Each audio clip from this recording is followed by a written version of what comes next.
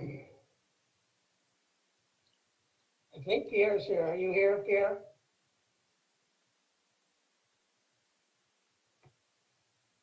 I am here, Jack. All right. Well, let's get started. Jody is going to be at least an hour late. So we have a quorum and we can get started. Welcome, everyone. I hope everyone is staying cool or trying to stay cool. We have an agenda today for the regular board meeting of Wednesday, June 23rd, 2021.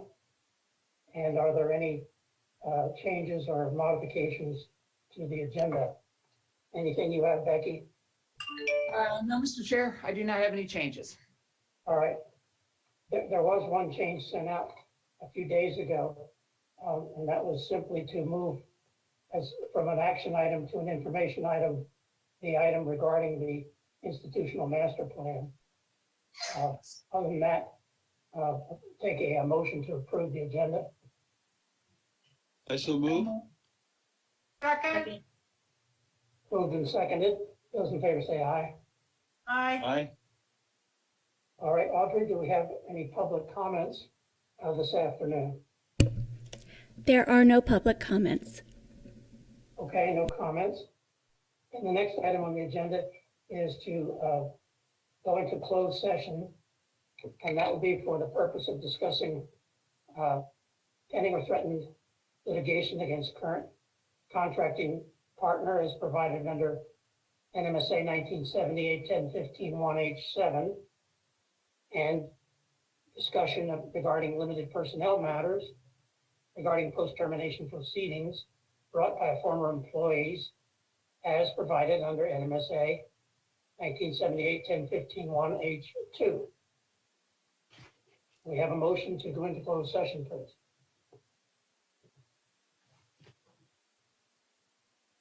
I move to go into closed session. I second. Motion and second. Audrey, could you call the roll, please? Chair Sullivan, Yes. Vice Chair Gamble, Yes. Secretary Pugh, Member Quintana, Yes. Member Siegel. Yes. All right. That's 4-0. And we will make every good attempt to reconvene no later than 2:30 this afternoon into open session. Thank you. We'll now go into closed session.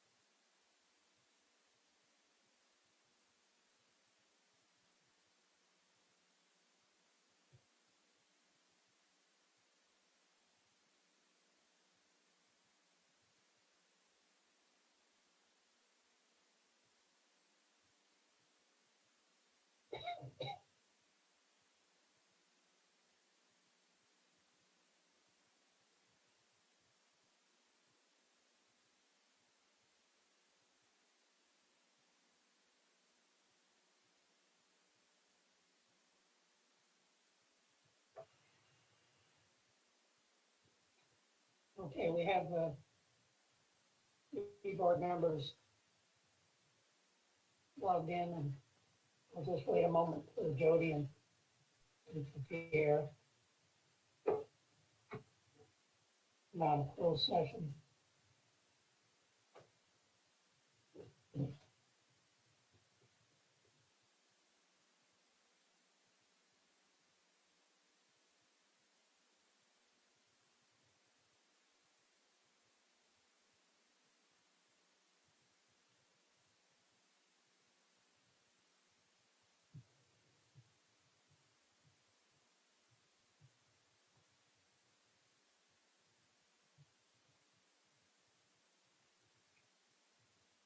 Okay, there I am. Yeah, we hear you, George. Okay, Everyone's here except Pierre.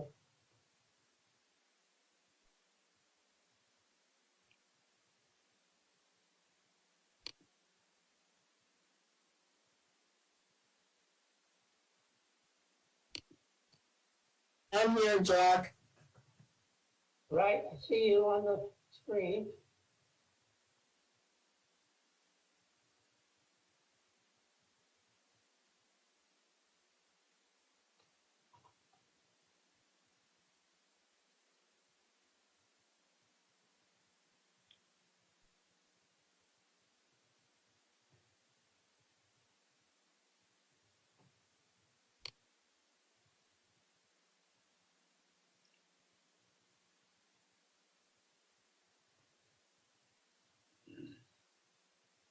Okay, there's Pierre. And Becky. All right, can we have a motion, please, to come out of closed session where the items for discussion were those listed on the published agenda? I so move. Second. Moved and seconded. Those in favor say aye. Aye. Aye. Motion Aye. carried. All right, let's move now to item 6 on the agenda, the president's report and presentations. Becky? Thank you, Mr. Chair. So we will start with the employees of the month for May. For the Pass It Forward Award, we have Jose Humberto Navarez from FAO, who is nominated by Anthony Ulibarri from OPI, and Remar Jetty from Respiratory Therapy, who is nominated by Janelle Moya and in nursing. So congratulations to both of them, very well deserved. I will say Ray Jetty especially has been pretty much the point person on our COVID operation, so great job there. For the WOW Graham, Marcos Maez, Director of Recruitment and Community Outreach, was nominated by the Office of Human Resources, and Erica Keppel, Director of IT Projects, was nominated by Corey Bergen, our CIO. So again, both of those were very much appreciated, and happy to see those.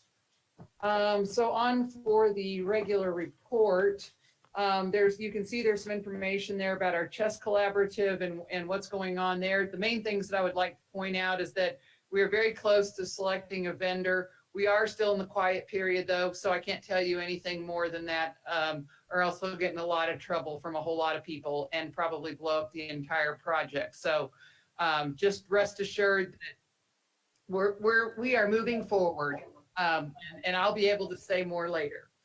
Under staff in our student engagement and success, people are returning to campus, and offices are open, and students are being helped in person.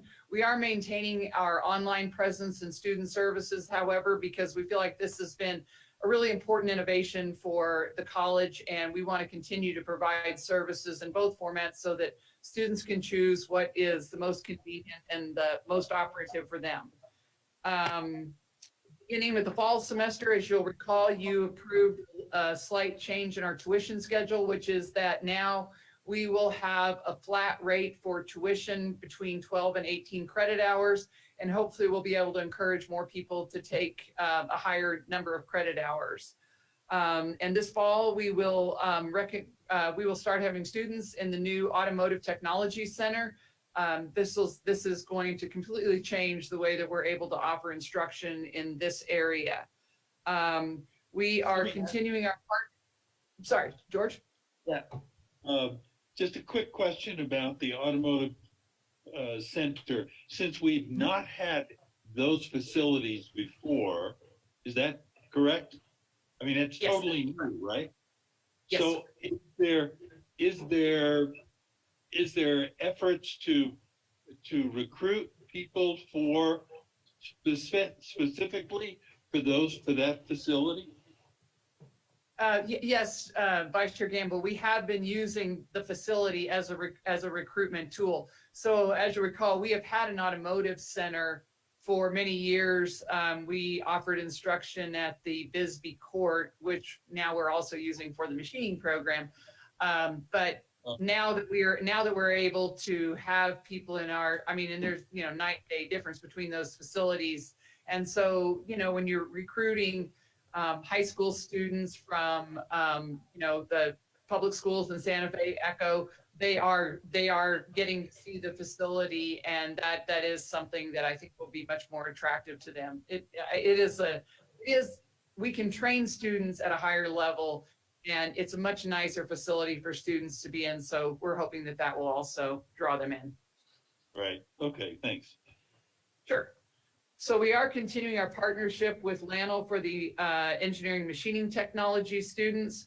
The program will be able to accommodate additional students this fall, and we're doing that also by we have space on campus, and then also there will be hands-on training at LANL. So this is really an important partnership for us, and one that we hope more students will take advantage of.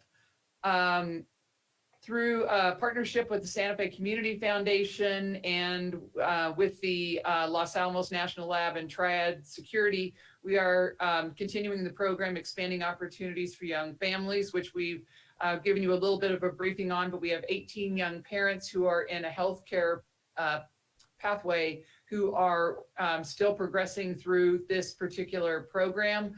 They had a small ceremony a few weeks ago where they were talking about, helping students continue in the pathway. So they ended their first semester, and it was kind of a way for them to show off what they've been able to do during the first semester and keep them continuing on to the next semester.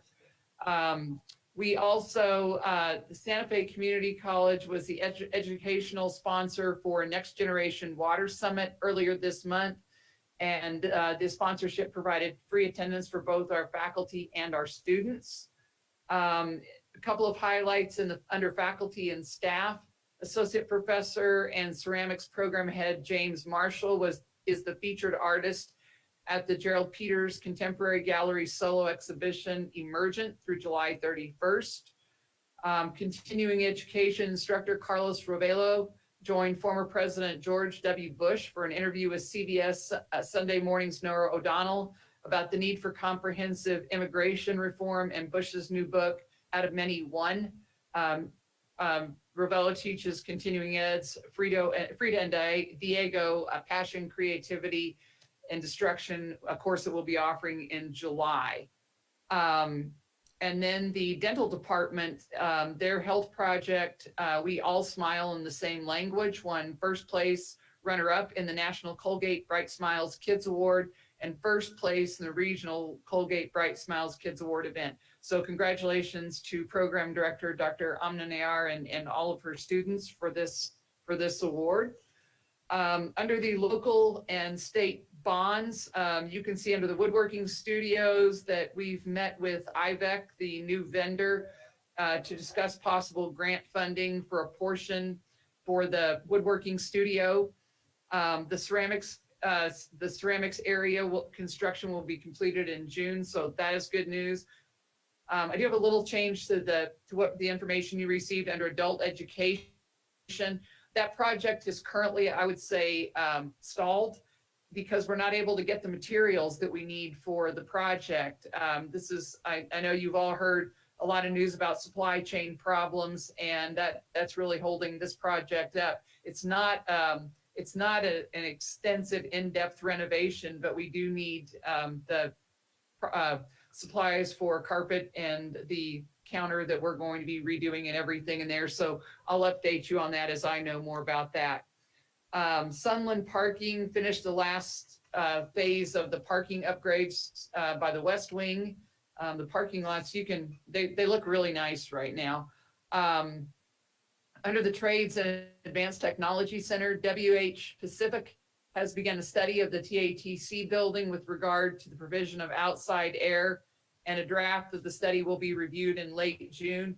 I think, again, you're all aware that, with having a platinum building, one of the interesting features about that is that it's completely sealed off from outside air. And so to bring in enough outside air, we have to open windows and doors and things. This has been a concern for some time, but the pandemic has expedited our attention to really making sure that we fix whatever kind of issues we have with circulation in that building. So we are working hard on that particular issue right now. We're working on the interior for the second floor of the FEC. And then we'll be presenting information to you all a little bit later in the meeting about the institutional master plan and where we are with that. And then we have been using federal money from CARES and HERFA money to purchase more portable air purification units for different areas on campus where those are needed. Under community engagement, we had a vaccine clinic on campus last week. It seemed to be very successful, not huge numbers. I think maybe there are around 50 vaccines given, but very, much appreciated, I think, by our students and by the Department of Health. And I think we're going to kind of monitor the situation and offer future vaccine clinics as we need to offer them on campus. But I can assure you that the higher education department was very appreciative of our efforts on that part. We partnered with STEM Santa Fe to offer STEM and STEAM camps for kids in person this summer. This is something that, we had to forego last year and everything was virtual. They did still do some things, but this is an exciting event to be having back on campus. And then we're also part of the Santa Fe Public Library's Big Read, which included a fundraising dinner with meals prepared by Chef Carmen Rodriguez and conversation with our author Luis Alberto Urrea. And this was supported by the literacy volunteers who are based at Santa Fe Community College in conjunction with our adult education program. You can see there that, we've had a lot of media presence this particular month. A couple of things that I want to mention. We've talked about the chess project and that I can't tell you anything about, vendors or anything like that, but I do want to mention really the biggest focus on campus is figuring out how we're going to cover the existing work that will move on and keep working with our current ERP, the banner system, while we're at the same time figuring out how to switch and transition to a new system once we've identified one. So the plan is for the identification of the contract to be awarded to a new vendor in July, towards the end of July. What we're also tentatively planning, all of the college presidents that are involved in this project think that it would be beneficial to have a joint meeting with all of our governing boards and for you all to be able to hear from our campus works contractor that we've been working with, also from Kathy Ulibarri, our executive director, and how we've structured this project, and probably our vendor, whoever that, as yet undisclosed vendor is. But to be able to ask questions and to figure out and have a better sense of how we all fit into this project as separate community colleges who are moving forward on a common mission. So we will be looking to schedule something like that probably in the fall, depending upon schedules. But I just wanted to let you know that that was something that we are going to propose. But we are meeting, weekly to figure out how we can. So what's happening a lot of the times is we have somebody in a key position who will be working on the ERP for 50 to 75% of their time. And then we're figuring out how to backfill that person's job either with temporary employees that we can pick up through the hiring firm or by moving other people at the college up into those positions and then figuring out the payment for all that. It's pretty complicated. We are making good progress, I think, but it is time consuming and complicated. But from all of the people that I have visited with in doing background checks and references on ERP vendors, this pre-planning and having your staffing correct is really key to a successful implementation. So we're really trying to spend the time to make sure that we get it right.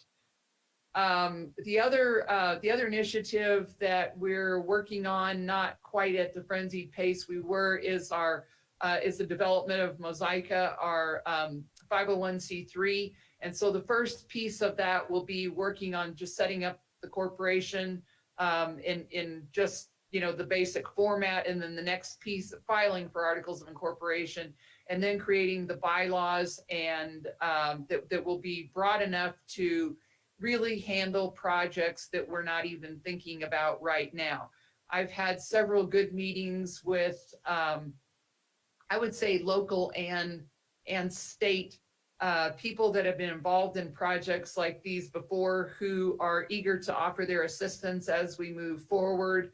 And I think that will put us in an even better strategic position to be able to learn from the past as others have entered into these kinds of relationships and figure out how we can make this really work for Santa Fe Community College and for the people in our area that are looking for different kinds of training and other types of continuing education. For our bookstore, we are continuing to provide mail-in services, online services to our students. We have also released an RFQ for services for a new bookstore that will close, I believe, in a month. We are pretty confident that we will have competitive bids from at least 2 national vendors that we've engaged in some preliminary conversations with, and then we'll go forward. And so whoever we select will be asked to provide an online presence on campus, but also to provide a very robust online presence so that our students will be able to continue to buy books online if they want to, buy t-shirts and all those kinds of things online, and then have alternate sources of using books through things like book rentals and also the open online educational resources, which are free materials that we are starting to use more frequently. Under administration, I think I told you last week that Terry Tewart has been named the new Dean of Science, Health, Engineering, Math, and Exercise Science. She'll start on July 6th. We hosted a virtual memorial celebration for Mary Margaret Wood, who passed away in April after a 16-year battle with cancer. She's served in several positions at the college and is greatly missed. Custodial manager William Murray has retired. We will be closed for the July 5th holiday observance of July 4th. Convocation is the 12th, and then the 23rd, we start up the semester again.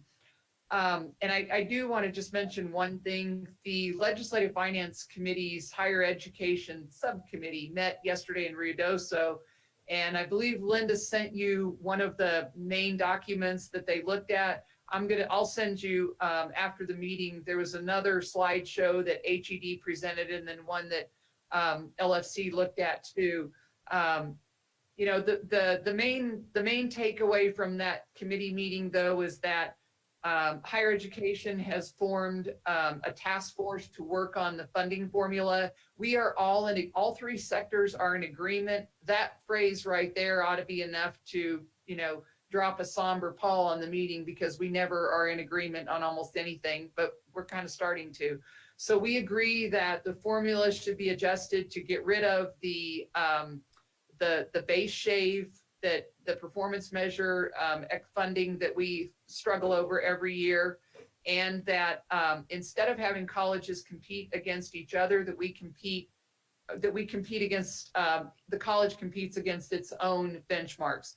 So instead of Santa Fe Community College competing against CNM and UNM and all of that, like we currently do right now, we would be trying to improve on our own performance from last year. We would be rewarded in the funding formula if we could continue on an upward trajectory. And so all colleges are in agreement that that's a much more sensible path forward, because as it is right now, when larger colleges do exceptionally well, the rest of us don't have a chance.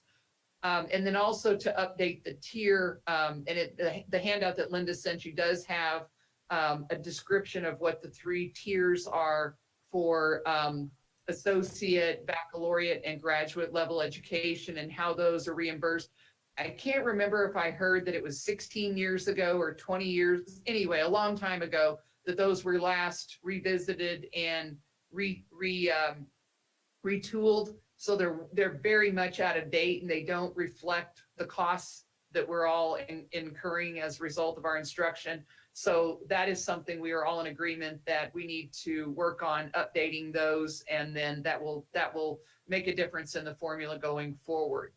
The one thing that I will mention, because I noticed that it was mentioned in the handout that Linda sent you, there is talk about reconfiguring the base that we all start with, which accounts for like 96-98% of our funding, was last calculated in 2011. And so what we do is we start every year with whatever our appropriation was the preceding year. And the LFC thinks that because our enrollments have all declined quite a bit, that those appropriations may not be exactly accurate. And so they are talking about looking at that. I don't think any of us are too excited about that prospect. But if they do, we will be part of that conversation. I am actually on the task force for the funding formula because I'm still the chair, or again, the chair from NMICC, not because anyone thinks that I'm an expert on funding formulas, but I probably know about enough to be dangerous. But I'll keep you posted as that work progresses, because HED is going to convene that committee, I think, in the next couple of weeks, and then they'll probably want to meet every other day or something once we get started. With that, I am happy to answer any questions. Any questions or comments on the President's report? I have a question. So Yes. on the nonprofit board, so what is the time frame for getting those articles of incorporation filed and the bylaws written? And then I'm assuming we'll have to do a 501c3 application, since it's going to be a freestanding board. Yes, that is exactly. We'll have to do a separate application. And so I have been in conversations with our legal counsel about figuring out what the best approach is for doing that. We have also looked at possibly subcontracting this with someone else that has done this work before. But I'm also looking at what Sutton Thayer and Brown can provide as a comparable bid on this particular project. So kind of what I'm looking at is, who has the best experience and can give us the best price to work on this project. And I'm in the process of getting that right now. And then once they know what our objectives are, they can draft those goals, those articles of incorporation and bylaws for us based upon similar initiatives that they've previously worked on. So I'm hoping that by early fall, we will have that piece of it done and be ready then to move on. Okay, thanks. Mm-hmm. I had one question about the dust collection system in the woodworking shop. Why are we looking for grant funding? We had funding set aside, and I think part of the issue is that it's become way more expensive than what we thought. Nick, I don't know if you want to weigh in a little bit on this, but it's become more expensive than what we originally thought that we were going to be able to cover it for. And we're really having a hard time it's been a much more difficult project than I think anybody anticipated. But go ahead, Nick. Yeah, so the way I understand it right now is that the project's underway and we do have enough funding for it.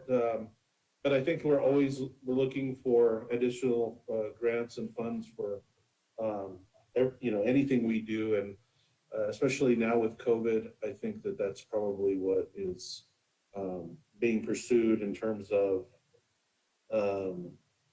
any kind of funding out there that might be available for ventilation systems and things like that. But ultimately, the woodworking project is really underway, and we have enough money budgeted for it at this point. So. Okay, So I would add to that, Vice Chair Gamble, that you don't need to worry that that there will be an interruption because of funding in the woodworking lab. okay.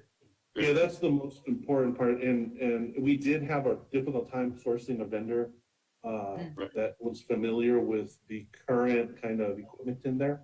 But we've ironed all that stuff out. We have a vendor, and looks like that project's gonna move forward on that. If I don't know if Andrea's on the call, or I think that project is Karen's project, but Andrea, do you have anything else to add on that one?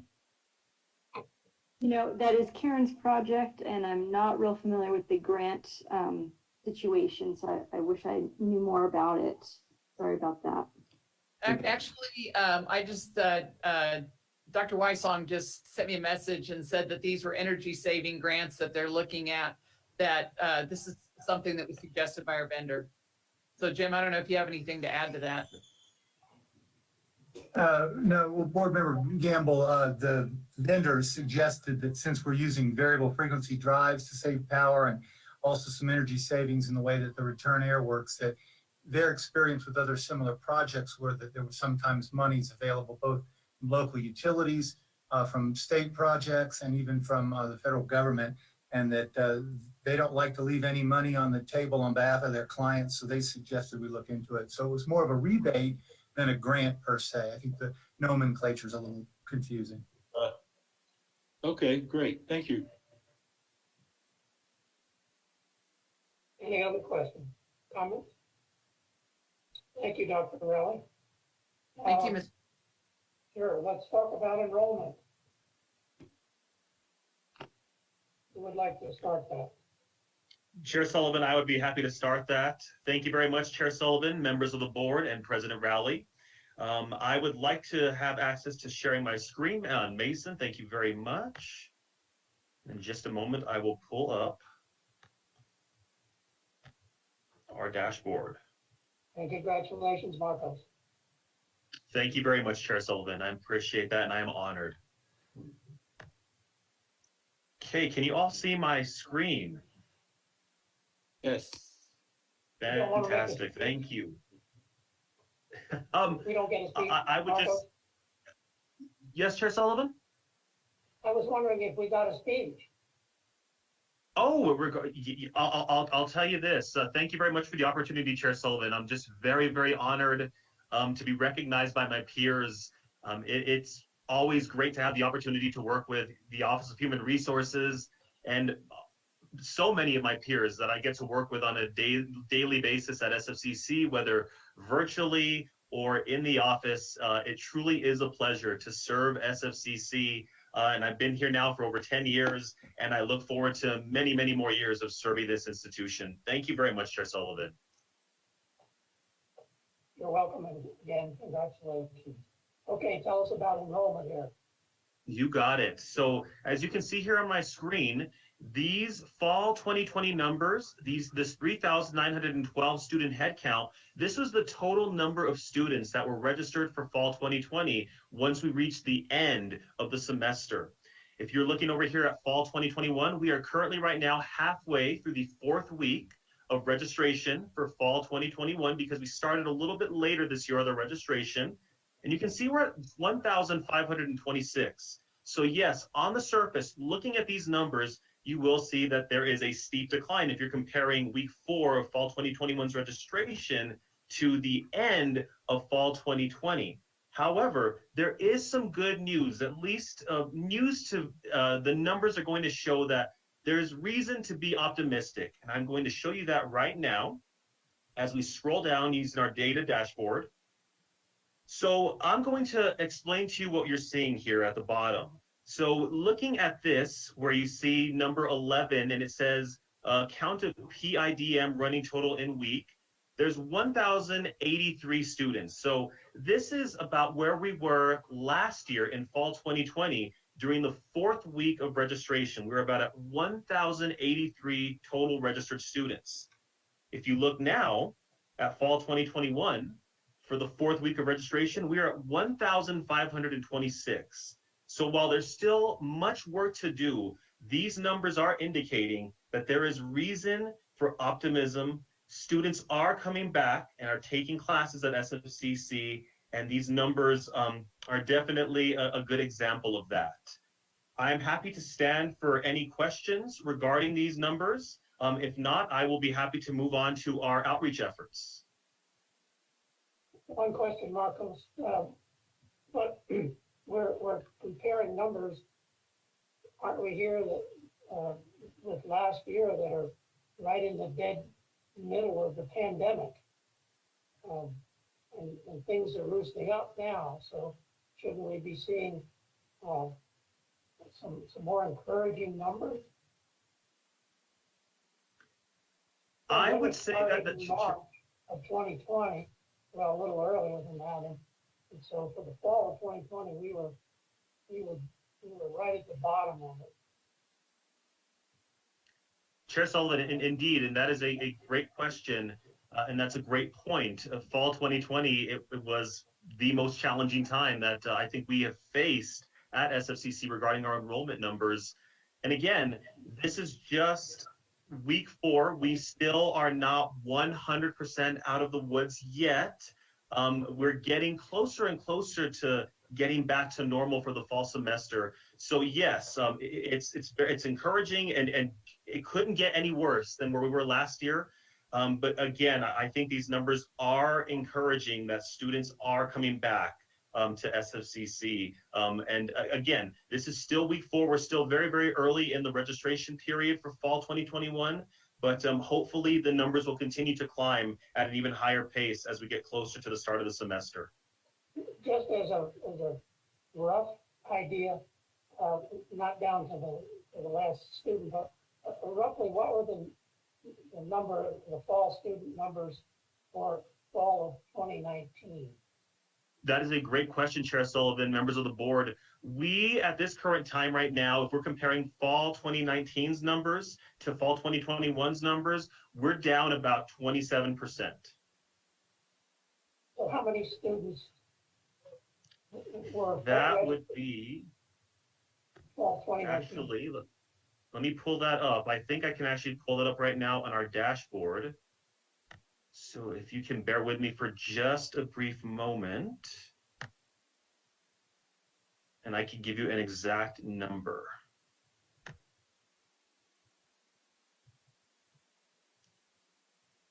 If the dashboard allows me to come through.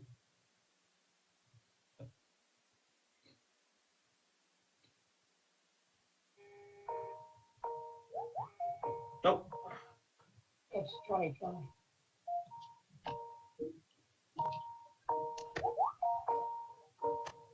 So my apologies, Chair Sullivan. For whatever reason, the dashboard is not cooperating with me right now. Oh, here we go. It was just taking its sweet time. Go back in. Sorry for accidentally calling you there, Marcos. I didn't mean to do that. No worries, Todd. Okay, here we go. Fall 2020. Let's go to fall 2019. Oh, this is just not coming through in the clutch right now. My apologies, Chair Sullivan and members of the board. Let me try one more time. Just try, 39. I mean, if we're talking, if we're talking, the last time I saw about 26%, that's probably going to be about,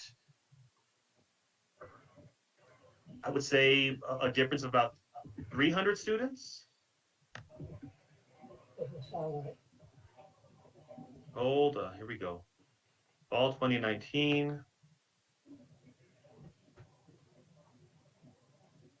And which you're going to see the final head count. So the numbers are going to look really scary at first. Come on, load up fall 2019.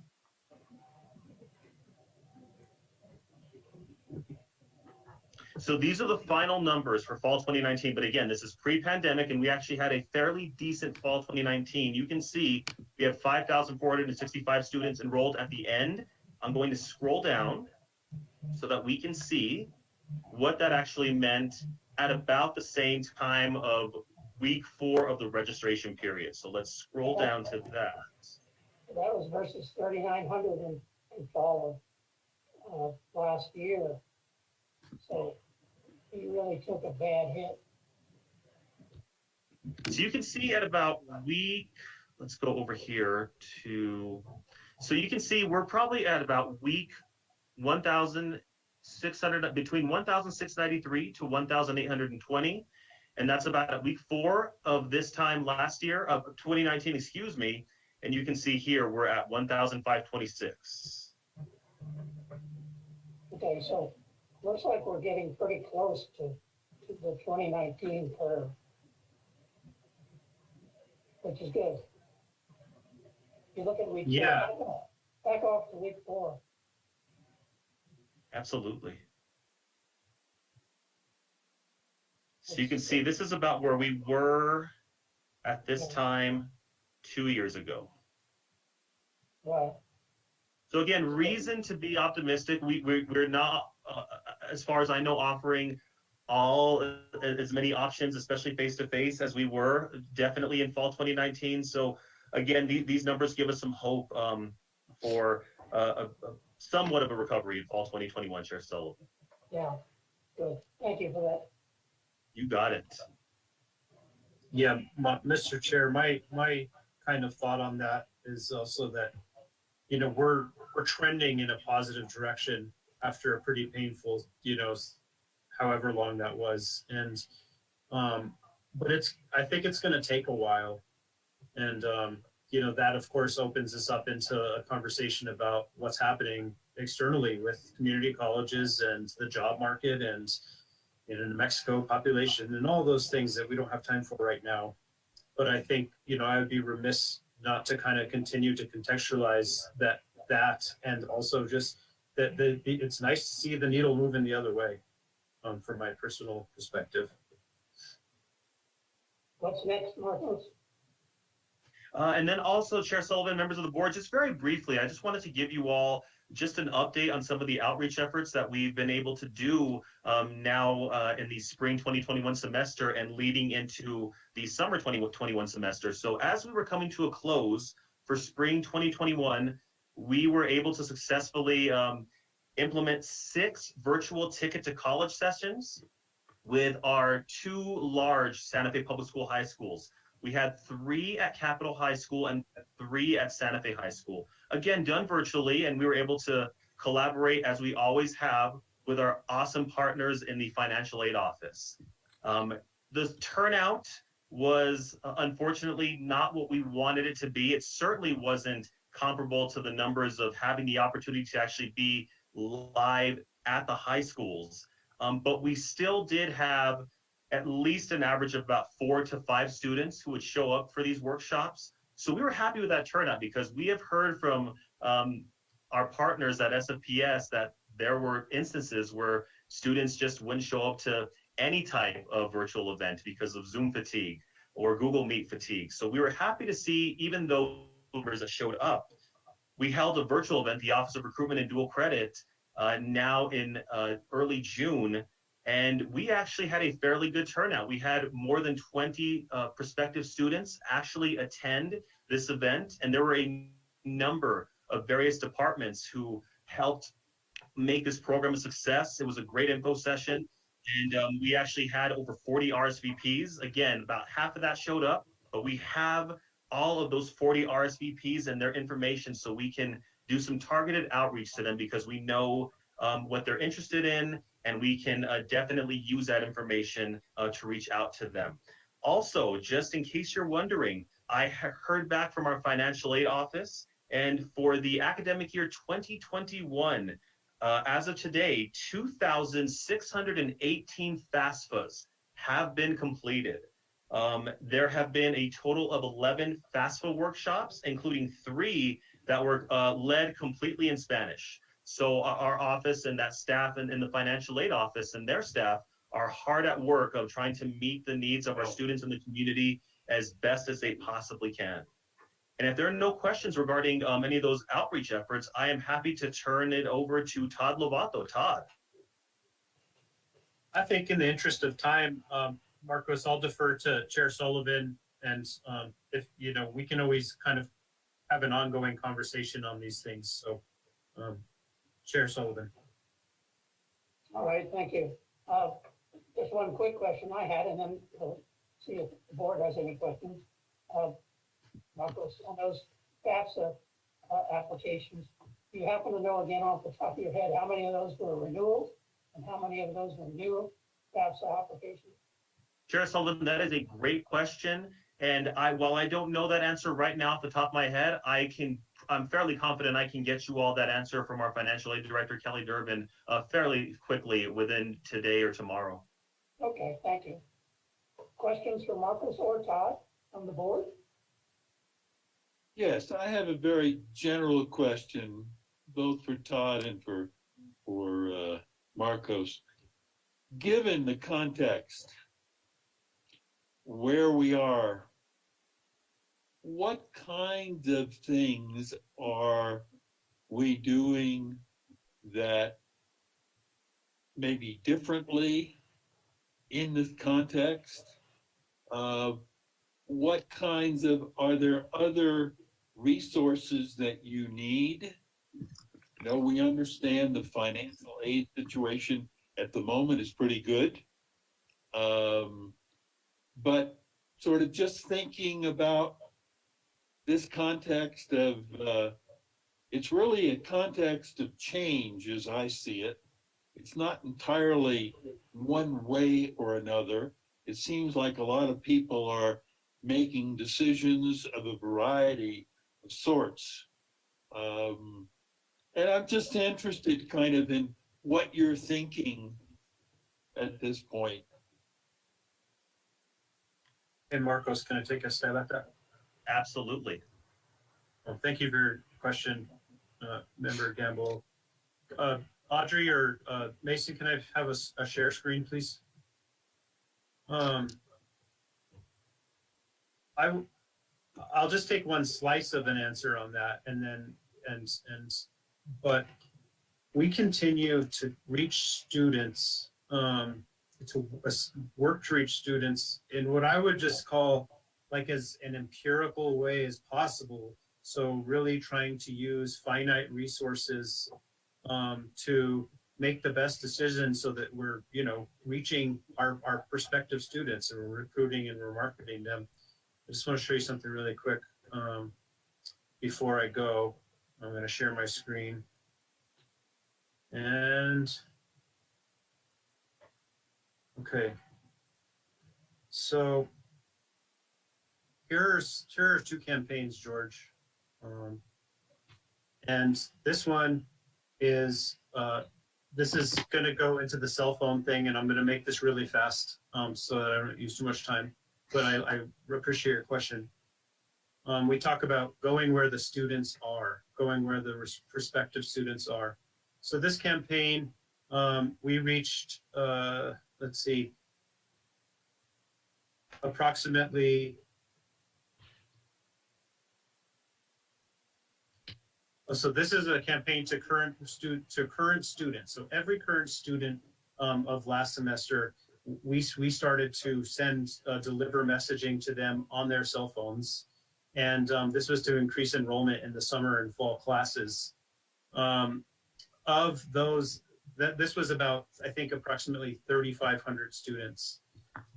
So of those people, we delivered almost 300,000 ads. We've delivered 15,000 a day, And so then as we go deeper into a campaign like that, what we kind of look at is like, all right, well, how is it performing? And so what we see is that there was a click-through rate of 15% and a total of 124 actions. But 15% for a click-through rate is really good, because we compare this to other performances of other community colleges and other because we work with people to help us do this stuff and they give us feedback.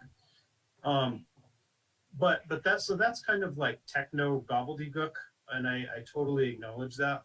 But what I want to point out there is that's incredible. Like, we took a group of people and we were able to get real honest feedback on our reach. And so what happens with those people is they go in, they click on a landing page, we get their information, and then they connect with Marcos's office, and we call them and we turn them into students. You can't get that kind of insight from other things. So while we are working hard on, our kind of college brand awareness and traditional kind of ways of delivering messaging, I share that in the way of when you kind of talk about change or shifting paradigms, this is where it's happening.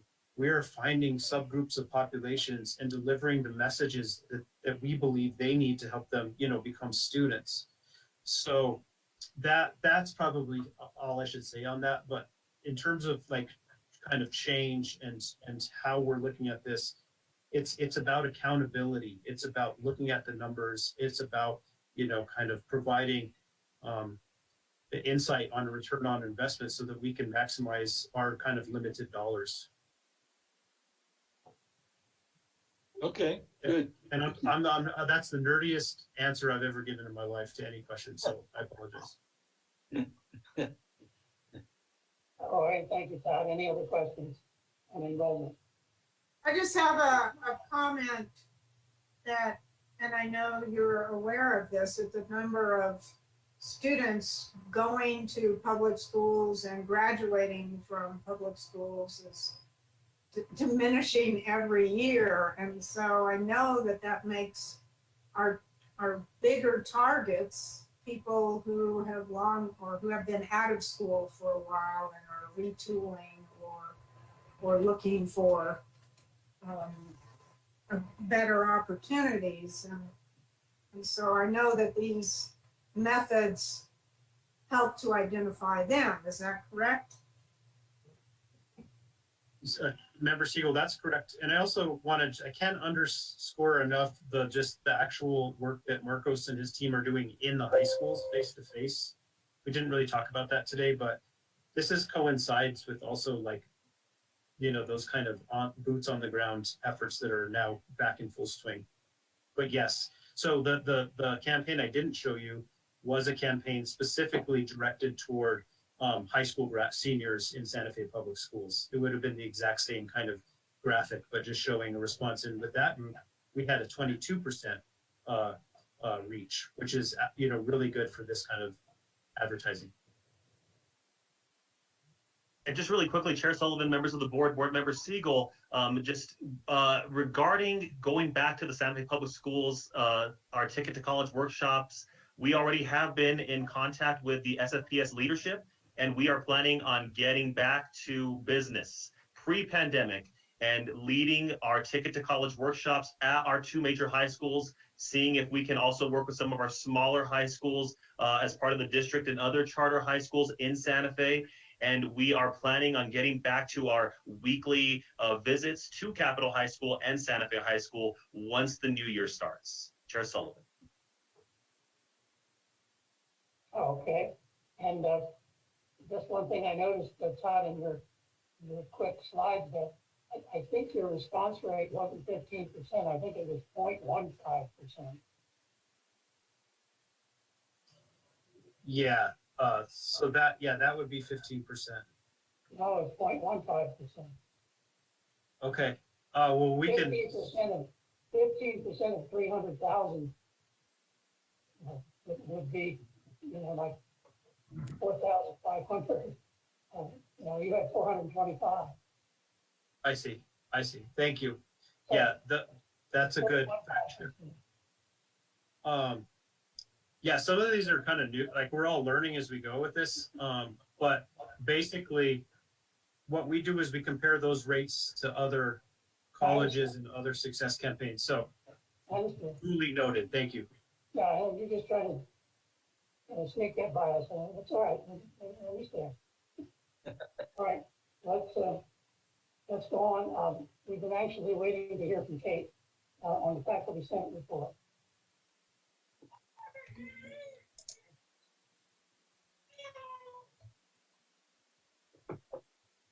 Hi there, everyone. Hello. I'll get started with my report and then I'll be glad to answer questions about our minutes or any other topics. Faculty Senate met on June 4th for the first of 2 planned summer meetings. We're pleased to report that faculty member Jen Brenizer has been chosen as our representative on the bookstore task force and evaluation team. Faculty expressed a collective desire to participate in the bookstore selection process, and Professor Brenizer has worked with Nick Tejes and Jim Wysong to provide faculty with access to bookstore demos by 2 major vendors.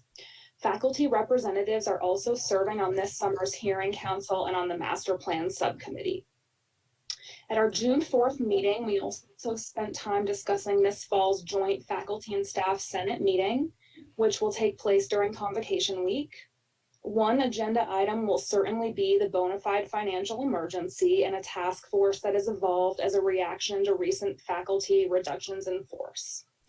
This fall, faculty members, hopefully in tandem with SFCC staff members, will begin actively collaborating with our administration and members of the board with the primary goal of establishing concrete criteria for declaring and lifting financial emergency status at SFCC, which we hope will make it easier for faculty and staff alike to prepare for financial emergency declarations and to better anticipate when they might be lifted. As you may know, this idea has gained the attention of the press. The Santa Fe New Mexican and Inside Higher Ed have both reported on this faculty initiative in recent weeks. At our June 4th meeting, I also shared with faculty members the email I'd written to Jack Sullivan, SFCC board chair, which outlines suggestions faculty have for boosting student success here at the college. Early in the spring semester, Chair Sullivan requested faculty's input on student success. We're grateful to know that the ideas and perspectives we gathered were addressed at the board's retreat earlier this month. Many of our suggestions focused on improving and expanding professional development opportunities for faculty, both college-wide and from within individual departments. As faculty, we'd love to know which elements gained traction during your discussions and how our ideas might pan out in tangible ways this fall and beyond. Faculty are eager to collaborate with the board and our administration to improve upon student success in the ways the board has deemed most valuable. That concludes my report for this month, and now I'll welcome questions. Questions for Kate? Kate, I noticed that you discussed at your board meeting the work at home possibility in the fall, which is now something that faculty can do. And just curious about the discussion of that issue. I mean, I'm sure it was mixed. Some people like it, some people don't. But just curious as to the discussion that's going on about what they like about it or what they don't like about it. You're referencing holding Faculty Senate online in the fall semester? No, referencing teaching from home. Okay. We have discussed that at multiple meetings, I would say to different degrees, depending on who is present in our meetings. And I think it's mixed. It depends on which department you represent. It depends how easy it is to teach your content online. It of course depends individually on how safe you feel. But I think for those faculty who really need to be on campus to teach their content, it's imperative that they return safely to campus. And of course, for those of us, like for example, myself in the English department, we recognize that in order for folks to feel safe, there may need to be less of us in the fall including those who could more easily adapt to teaching online. I really think it varies depending on folks' skill set and how much they've enjoyed teaching online, and also what their circumstances are. I think for some of us, our individual circumstances mean that it's easier to work online. We get more done. We're able to manage multiple things at home that might be going on. If we have children, it's much easier, I think, to care for them when we're home. But also people are hungry for being in the classroom and being with others, and it really depends on the individual. I can say anecdotally within my department, I feel very supported in my choice, and I think many of my faculty members feel the same way. We're sort of being, the schedule's being worked with on an individual basis so that those who feel safe are finding places to work on campus, and those who aren't ready to go back for whatever reason are finding opportunities to teach online. I'm happy to get more information about that at our next meeting if you'd like a more comprehensive update, but what I would say right now is it really depends on the individual and also the content. Yeah, I think that's fine. I was just curious, it's sort of generally recognizing that it can be a dramatic change indeed, depending on both the individual, subject matter, et cetera. Yeah, that's good. Thank you. We lost a lot of faculty as well who weren't able to make the transition to online teaching. So we're eager to have those folks come back since they'll be able to work on ground again. Mm-hmm. I would just mention our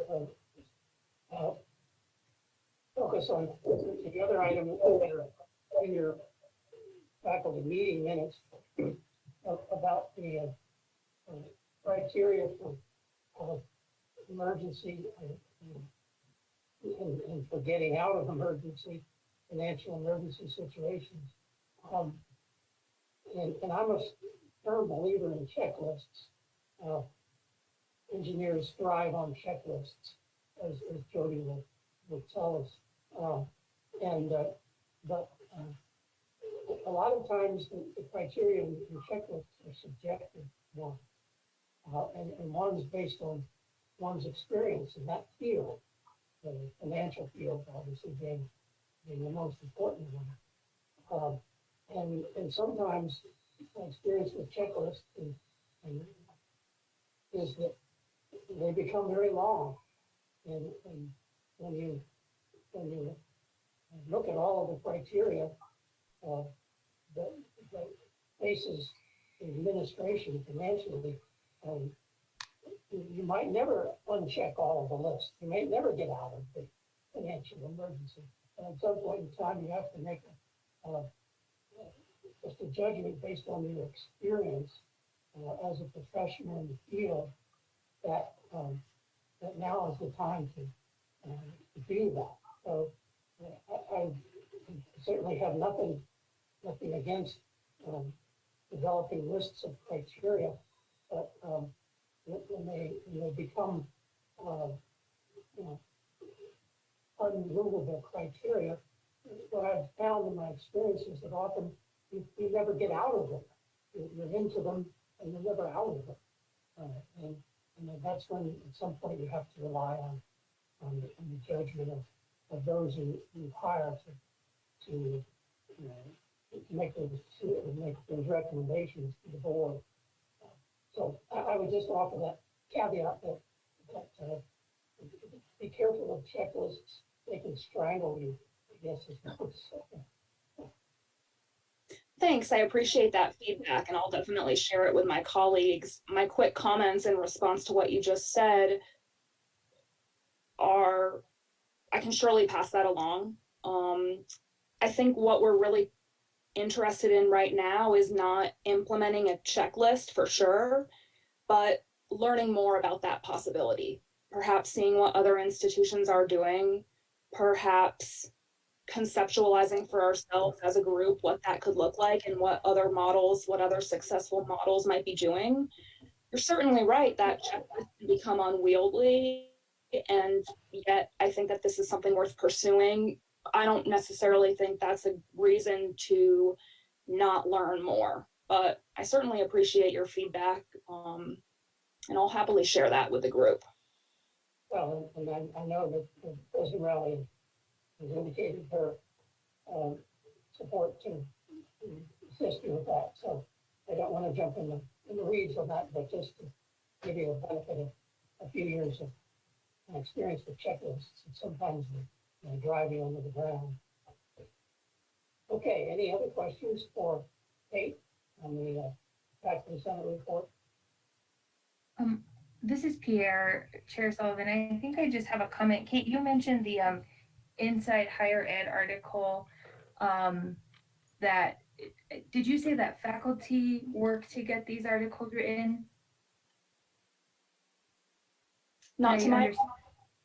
Oh, okay. Anyhow, one of the things that I found really interesting in the article from Inside Higher Ed was something that the senior research scholar at Teachers College Columbia referenced in terms of the projections for community colleges. So it seemed to be that they're saying that more community colleges are going to have to do something similar to what Santa Fe Community College had to do this year.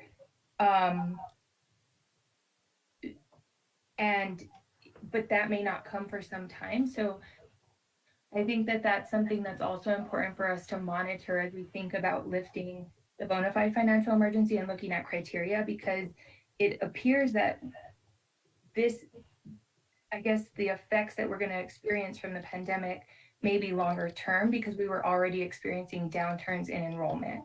And sorry if that wasn't coherent. I have multiple distractions around me.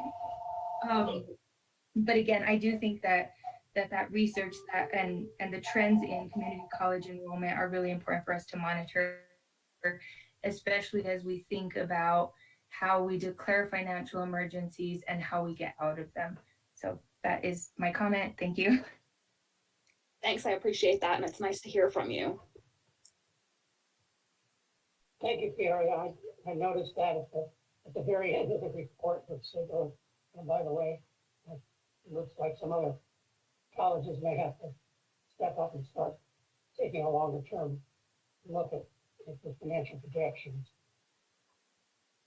Other questions? If not, let's move on to the staff senate report. Thank you, Chair Gamble. I hope you can hear me. Yes. Or, sorry, Chair Sullivan. See, I'm having an afternoon already. Thank you for making time for us today. The first thing I'd like to start off with is to introduce Chris Gettler, who is our new Staff Senate Co-Chair. And Chris, if you'd like to say a word, and then I can finish up the rest of our report. Of course. Hello, everybody. Thank you for the opportunity, and we'll get to work. So I'm very excited to have Chris joining us. I like that he has a level head and an excellent sense of humor. And I think both of those things will serve him very well in his leadership role in Staff Senate.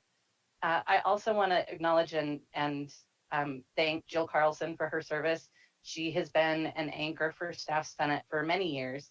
And I really credit Jill and Barb Griego for helping transform Staff Senate from a place that was largely a place of complaints to an active and organized group who's working for positive change. So I thank them both so much for their support and their passion and their influence. And I'm excited about the new things that we're going to do next. We don't have our minutes from our last meeting. This summer, we're taking a bit of a slower schedule. Also, we are welcoming back our Staff Senate Secretary, who is just returning from maternity leave. So she has brought a beautiful Cordelia into the world, and we're very excited about that. Other than that, Staff Senate will be working with our sponsor, Nick Tejas, later this week to talk about some of the topics that we're interested in, and we're collaborating with Faculty Senate on our group meeting in the fall for convocation and some shared projects, hopefully. And we don't have a whole lot going on at the moment. So with that, I'm happy to stand for any questions. Any questions or comments for Megan? If not, I think you escaped unscathed, Megan. We'll be ready for next month. Yeah, we'll get you next time. I'm looking forward to it. Forward to the consent agenda, item 8. And a couple of minor items on the 2 minutes. So let's move the approval of the minutes to item 9, which, and that leaves under the consent agenda the final reading of policy 612, which is the surveillance cameras draft policy that we discussed at last board meeting. There haven't been any changes to that policy. Laura's here if anybody has any questions or comments about it. There haven't been any changes. I mean, there haven't been any changes since last meeting, last month. That's right, Chair Sullivan, members of the board, Madam President. Usually when there are no changes from the first reading to the second/final reading, then we can leave it on the consent agenda and it's approved and we move forward and get it out there. Move to approve. Is there a second? Second. Further discussion? Hearing none, those in favor say aye. Aye. Chair votes aye. That policy is approved. You want to also give us an update, Laura? We also talked about the policy 7-2. Is it 7-2? 7-4. Sure, I'm happy to do that. Last month, we presented 7-4, and there were some edits and changes that the governing board suggested we work on. We've decided to work with legal counsel to make sure that everything in that is correct. And we're actually going to look at all of section 7, which is information technology, try to realign it so it's cleaner and more streamlined and easier and things are more organized. So we will be coming back to you in the fall with a presentation, Corey and I, on how that's going to work. So that it's easier for you to look at things in a group as opposed to once in a while you have one here that's unrelated or maybe related to another policy and then that doesn't come up till later. It's hard to see them all in that same point of view when they're separate like that. So I hope that makes sense. Any questions? It sounds good. Stay tuned for 7-4. That'll be later, along with some of the other sections. You got a question, George? No, I just think that sounds good to hear about policies in some kind of context. Yay, policies! Laura's our policy guru. All right. Thank you. Moving on to item 9, which are, let's see. Okay, we got the approval on that policy. On item 9, the regular board meeting of May 26th, board minutes. I just have 2 comments, and if anyone else has any, let me know. Do you have those minutes, Audrey, in front of you? Yes, I do. All right. On page 6, number 7, it says, I was inquiring about the outlook for fall registration, and it says more services will be available on campus for students. And it goes on to say, once students learn that are getting into pre-pandemic safe measures, they will feel more comfortable. I don't know, how is that supposed to read? Is it supposed to read, once students learn that they are getting into, or that we are getting into pre-pandemic safe measures? What's that sentence supposed to say? Yes, once students learn that we are getting into pre-pandemic safe. So it's supposed to have a we in there? Yes. Okay, we being Santa Fe Community College. Correct. Okay. All right, so that sense we need to add we after that. And then on page 14,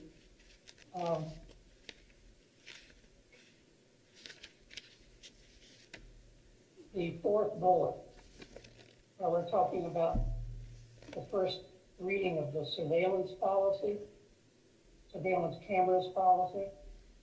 And the fourth bullet, all the way in the last line, it says we wanted to differentiate between classroom technology and surveillance cameras is public spaces. I think you mean in public spaces.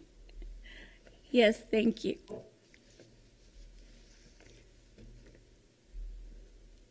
Is that right?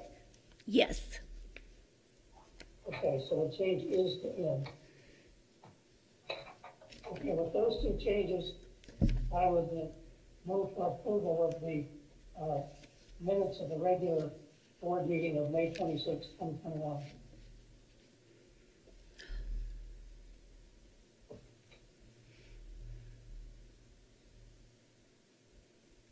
Nobody wants to second it. Second. All right. Any other discussion? Any other changes that anyone would like to that board minute? Seeing none, all those in favor say aye. Aye. Motion carried. Okay, on the minutes of the governing board retreat of June 4th. You got that one? Yes, I do. Okay. On page 5, where Member Quintana is talking about students who say that they have decided to go to C&M because they have more programs that help students who are struggling. 2 sentences down, it says another problem is when a student transfers to SFCC, we need to a complete transcript evaluation. And Pierre is here. I'm thinking she means, it means we need to do a complete transcript evaluation. Is that right? That's right. Let me go back, Chair Salva. Give me a moment. I need to pull up that section of the minute. Yeah, it's on page 5, under H.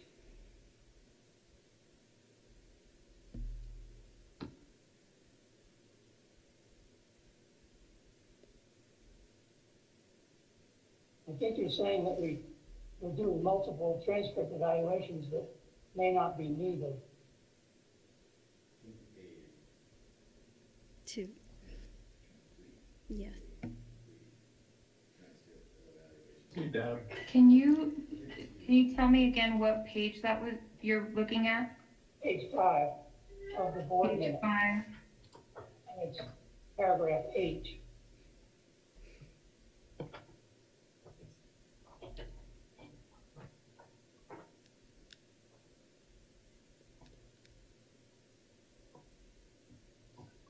About a third of the way down in the paragraph. We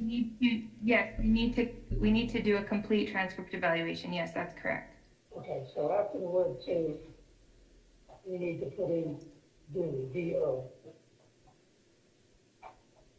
Any other changes that any board members see for the retreat minutes? And by the way, Audrey does a very good job on these minutes. Just from one who reads them every month. If not, I'll make a motion to approve the board retreat minutes of June 4, 2021 with that one change on page 5 to paragraph H. I second. Any discussion? Everybody say aye. Aye. Aye. Aye. Motion carried. All right, that takes care of the approval of the minutes. We'll move on to agenda item 10. And these are non-consent action items, starting with the May 2021 financials. Mr. Payne. Good afternoon, Mr. Chair, board members, and President Rowley. If I could share my screen.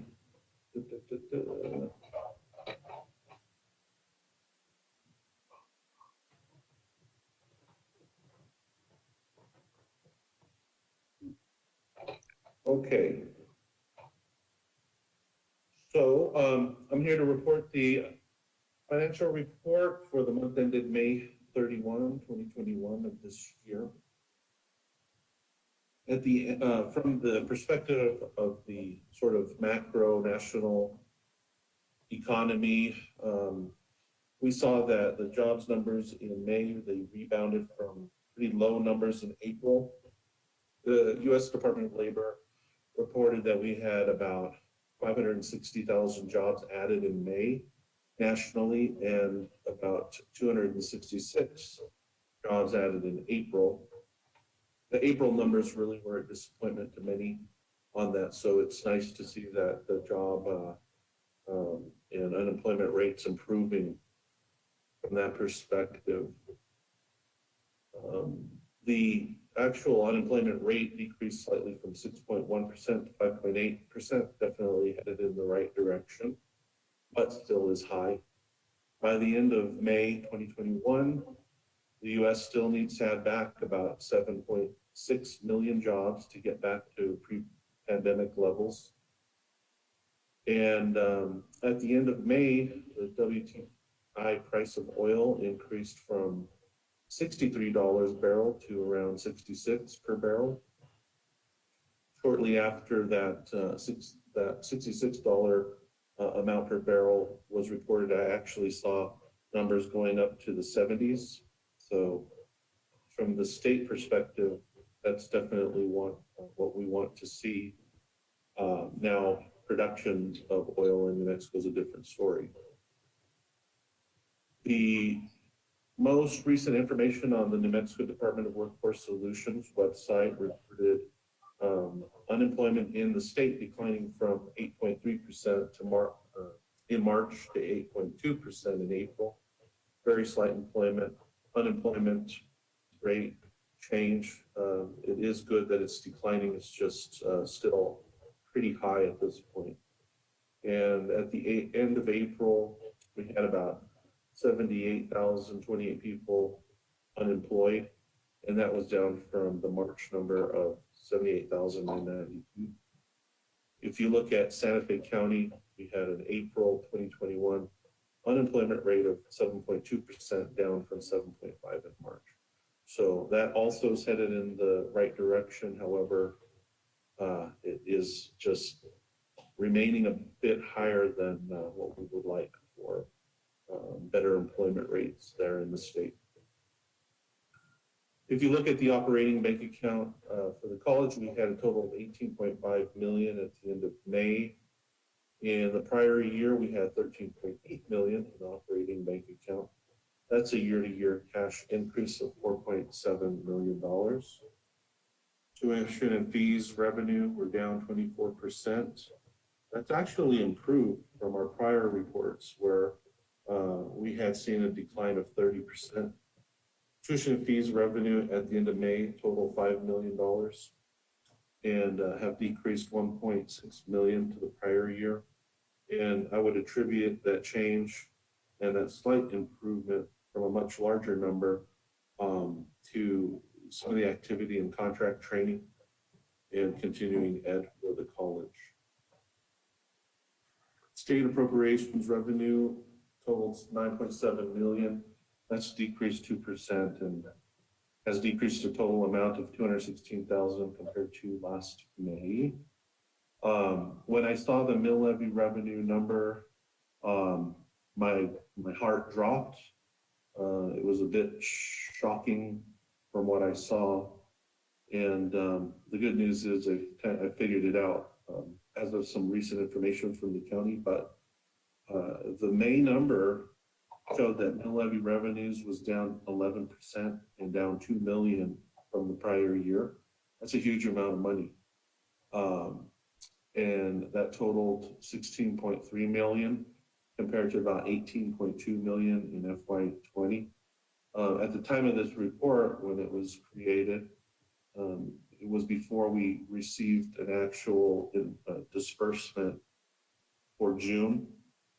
And I kind of thought that this could be our worst nightmare coming to fruition at the end of the year, because remember, we get mill levy revenues pretty much twice.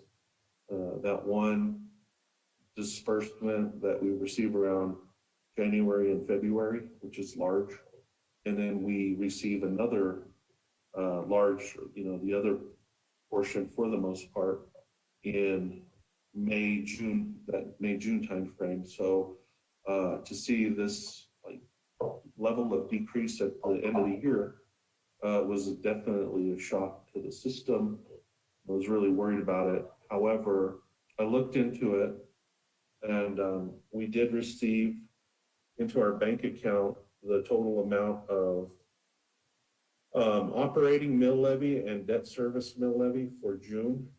And in the prior year, that total combined amount was about a little over $3 million last year. And this year we received $6 million. So it's nearly double what we got last year for June. And it will level out what we anticipate for our annual mill levy revenues. And as I look at and I ran some numbers, we will meet our budgeted amount for mill levy revenues for this year with the money that has actually hit our bank. It hasn't necessarily been booked into our system yet from that accounting perspective, but I know the money's there, and I've already looked at it, and we will hit our budget number. But this situation is just it's a really important sort of case study, maybe, or learning opportunity, that this year has been completely turned upside down. And that's obvious to many of us. And from a financial perspective, there's been so many things that are not normal occurring, high unemployment rates that I mentioned earlier, both nationally, statewide. We still, the federal government had to basically do their own form of financial emergencies to provide relief money to, in the large amounts of trillions of dollars to get things going. And the state had to do very similar things. And our institution is not immune to any of that. And so, the real learning opportunity from the mill levy experience now is that things are not happening normally. This situation has really disrupted our ability to make confident trends for forecasting mill levy revenue at this point. And it just shows that situation that many financial risk assessing people, entities, auditors, they're fully aware of the fact that when you have sudden changes in economic situations and environmental economic impacts, and also when you have changes in policy that affect your financial situation, that a higher level of risk attention should be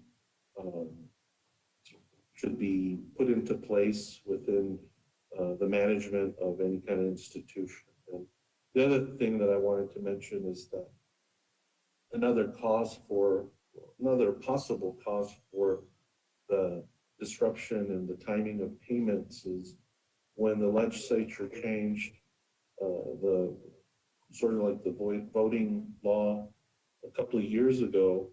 They changed the timing of when property taxes are due on the first half collection. And what that did was it kind of delayed the timing of normal cash flows to SFCC.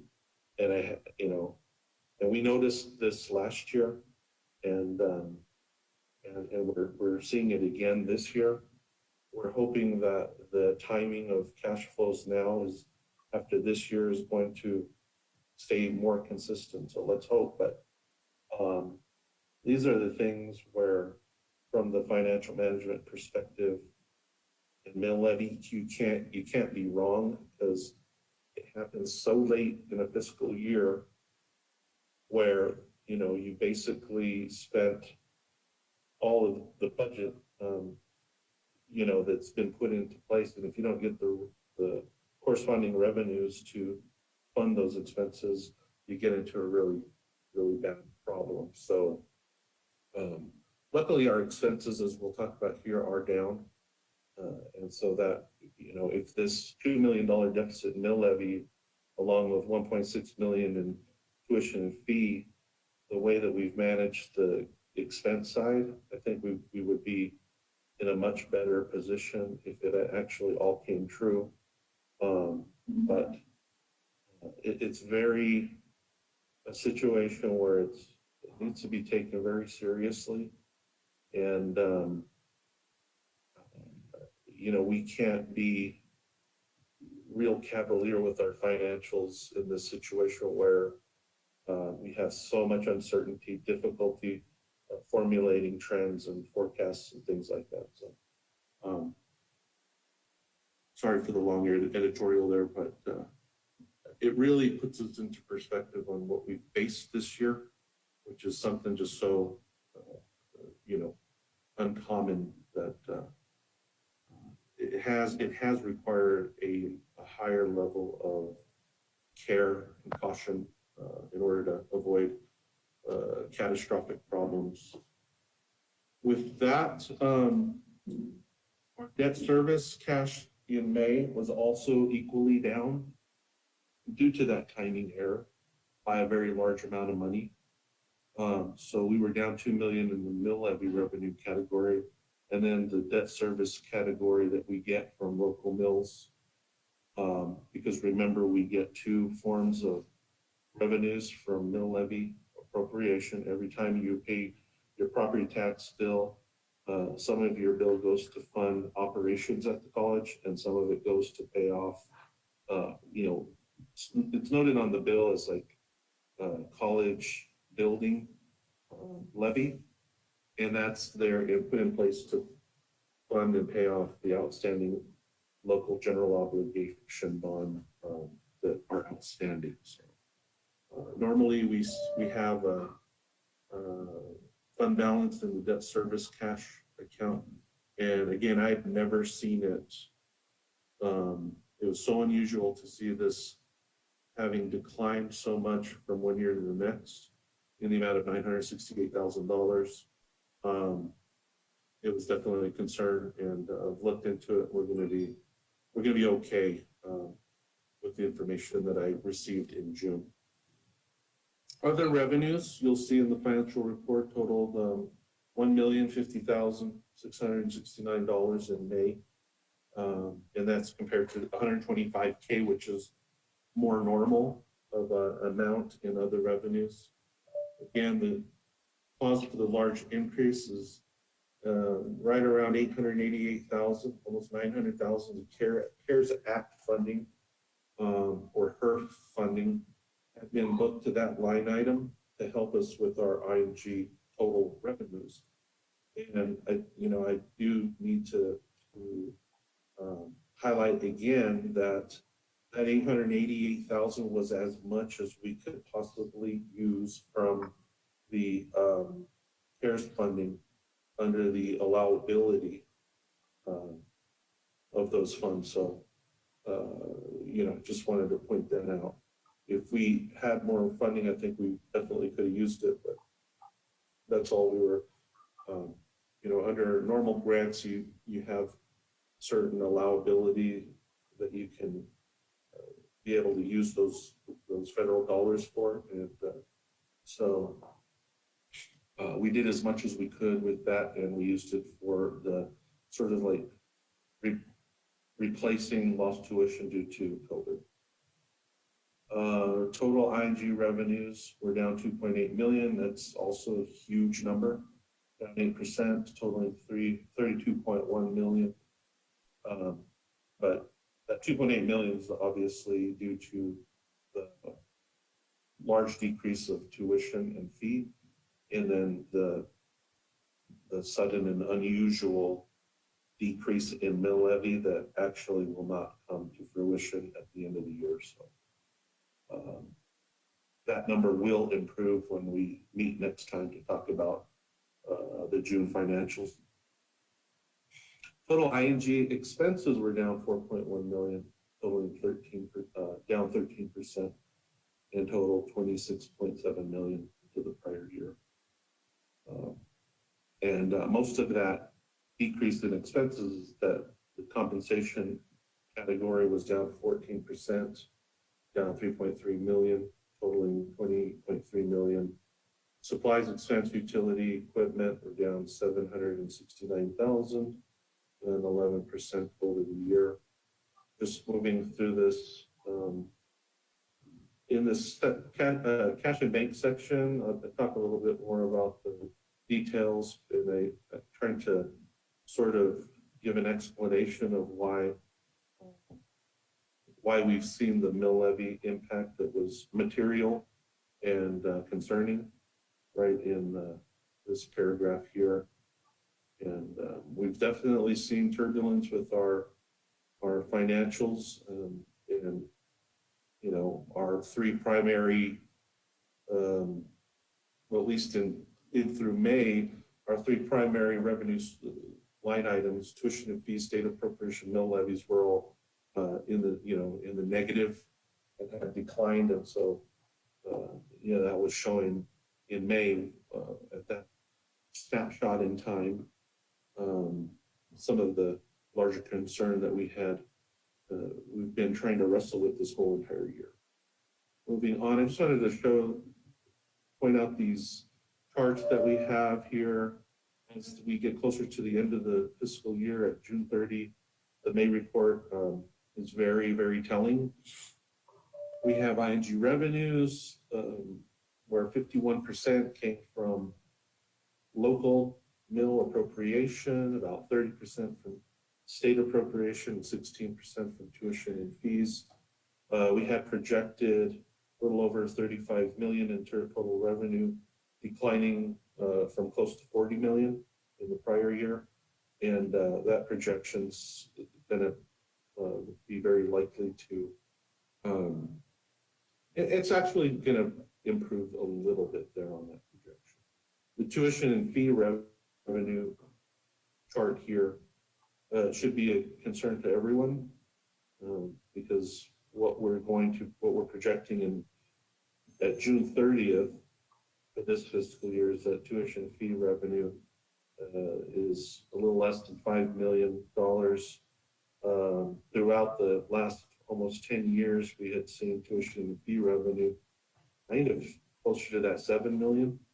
And so it's the lowest that it's been in the last 10 years, and it's been on a downward trajectory since 2018. And so, I mean, that to me is the larger concern, is that, pre-pandemic, we were already seeing declines in tuition fee revenue. And, it's a lot related to declines in student credit hour, the number of student credit hours paid for at the college. And that's not something just unique to SFCC. Many institutions, community colleges have seen that. We, again, Member Quintana pointed out the Inside Higher Ed article, and that comment in there on the kind of state of affairs of higher ed, really, with the declining enrollments and things like that, is kind of known to everyone in the business that trend's going to continue to kind of happen, and we got to do something about it.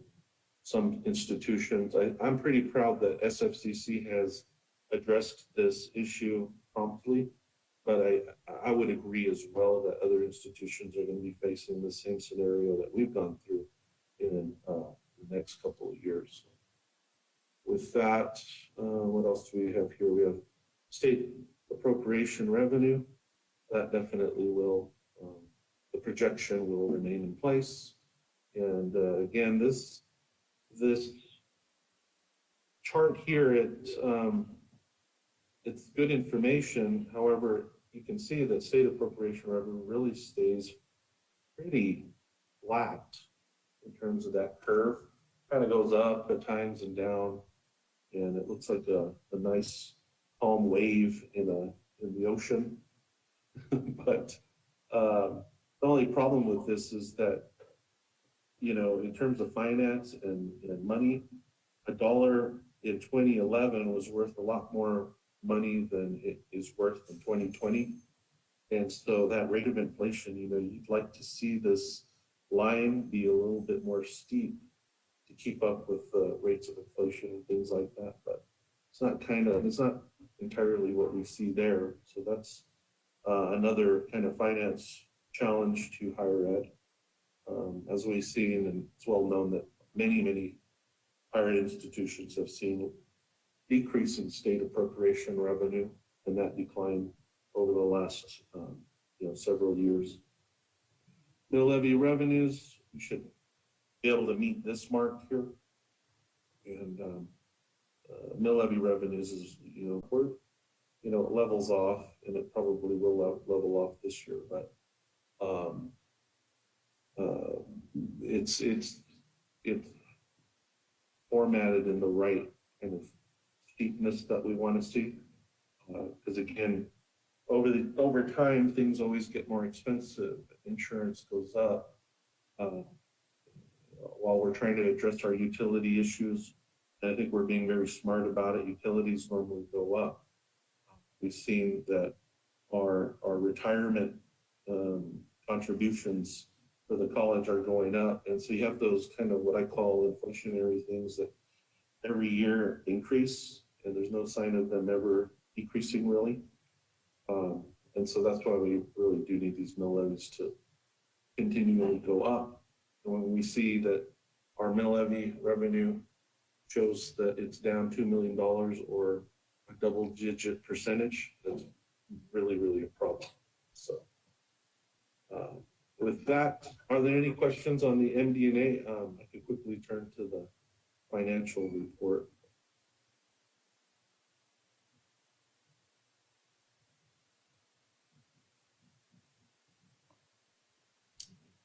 Okay, moving on. Mr. Chair, here's the detailed report. It contains a lot of things that we've spoken about. Here we see the operating cash account.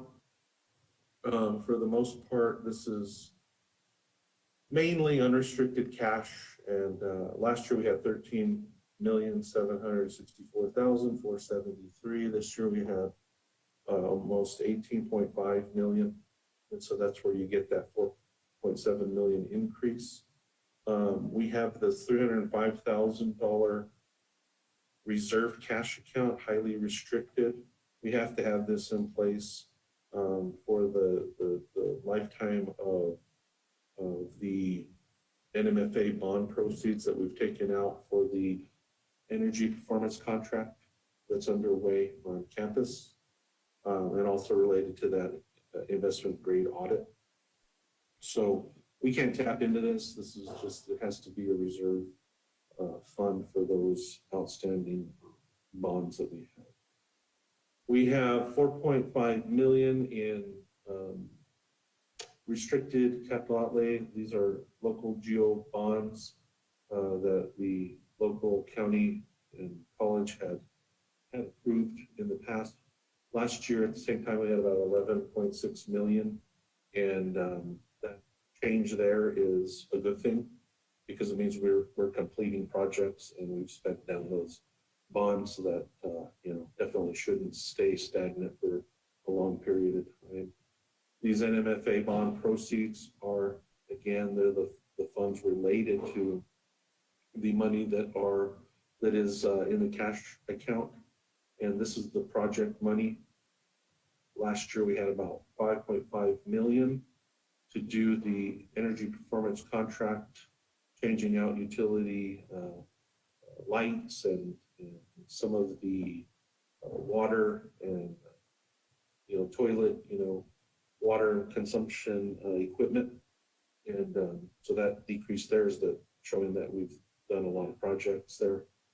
And then this is the debt service account.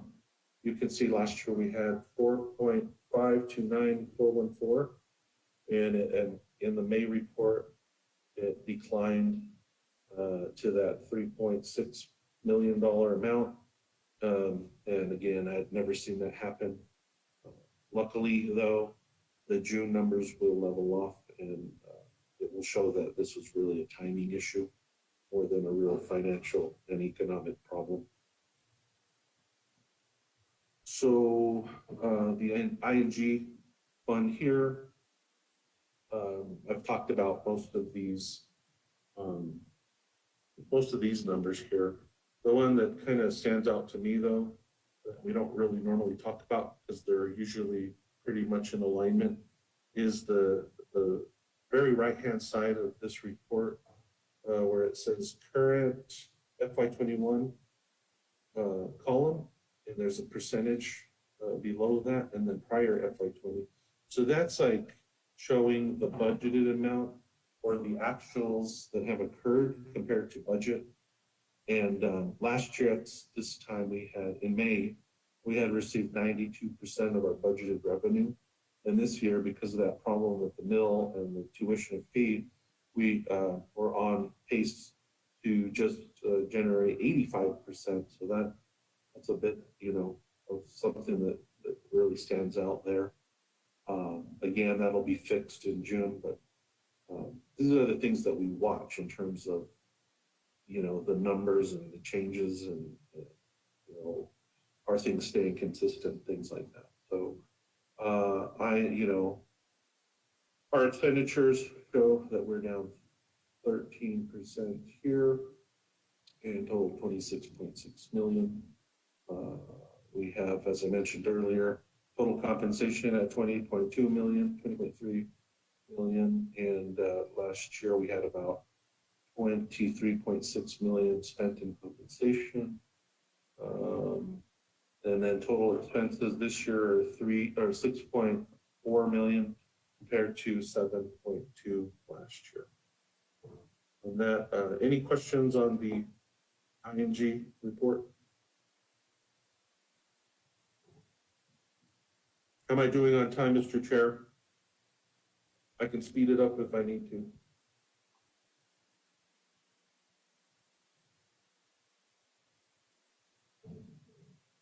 Okay, so here we have our public service fund, the conference center, kids campus, firstborn higher ed center, and good news here in the conference center, we have $19,780 on the good side in that area. Kids campus really made a lot of improvements and have a May balance of a positive $64,924. Firstborn is pretty consistent. We get the firstborn money through a legislative RPSP line item in the state budget. And so what we have there is 141,000 for that project. And so we use that for our firstborn activities. And that is good news that we're on the good side there. HEC, again, just a little challenge there with the closure and, just the way that the pandemic's kind of affected that higher education center. So it's under by 4281. We're planning on it being under by 19515. And so it's the current May numbers are lower than what we have in the budget. Any questions on public service? Okay. Auxiliary, it is what it is. COVID, college closure has definitely affected this fund in our finances and our revenues. We're close to 400,000, expenditures of 490, 733 for a deficit of 90,000. We've planned for an actual deficit for the entire fiscal year of $100,000. And, you know, it's just the way that we have been impacted without having people on campus. Normally, we sell a lot of things and generate a lot of revenue from foot traffic and people just buying things in person in the bookstore. And that just hasn't happened. All of our expenses are, I mean, really related to one position that we have in there currently, and then a temporary staff person, and then all of the expenses for the books that are purchased and resold to students. But as President Raleigh was mentioning earlier in her report, we're very close to being able to source a vendor that I believe will be able to come in and kind of plug and play and work very swiftly to, you know, definitely get a functional and effective bookstore, like online bookstore product going. And then not too long after that, set up in person on site, you know, a business storefront there on campus. So. Bookstore, auxiliary, any questions on auxiliary? Okay.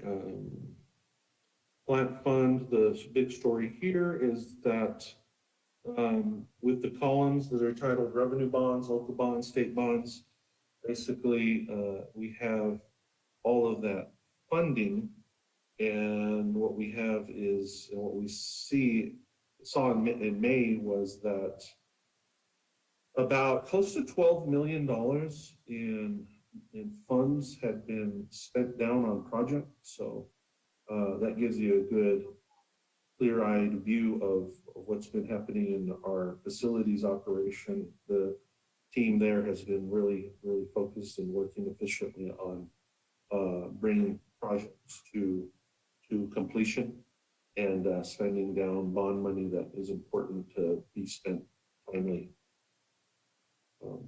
On that, this bottom square it's highlighted in brown, in a brown border. That's our current amount of cash reserves in the plant fund. So $7.8 million there.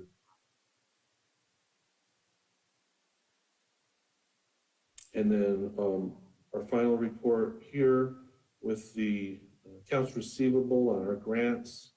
This has been a little bit high. I know our grants office was working diligently to settle all of these outstanding receivables. But a lot of these entities are kind of working slower because everybody's been working from home, and that's been a cause of that. We should be receiving these almost $800,000 out of this fund very soon, because we had information that the Small Business Administration was just about to settle up payment for the outstanding AR on $611,000 and $250,000.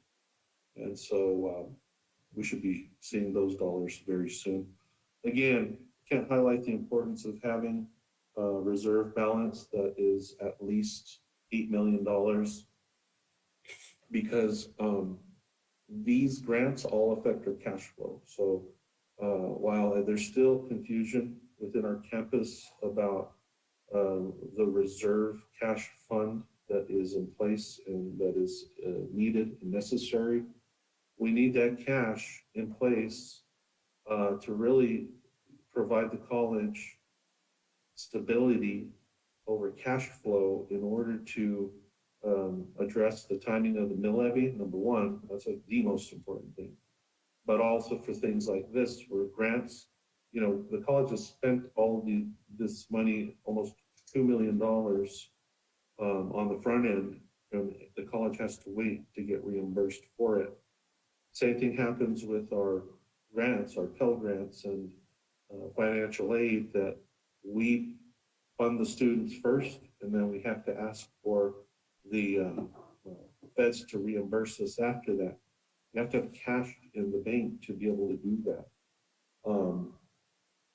And so not only does it provide financial health in that way, it also provides financial health with our bond rating through Moody's, and making sure that the public and the taxpayers understand that our credit rating is good, and that if we need to take out bonds and seek some sort of debt financing, that we don't have to spend a ton of money on paying the interest on that, because the better your bond rating is, the lower your interest rate is. So those are a few other things that are important for a healthy cash reserve that has in recent times been, overlooked.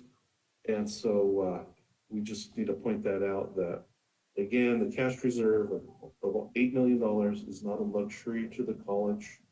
It's an essential amount of funding that we have to have in order to really have stability, financial stability, and be able to operate. With that, any questions on the financial report for May?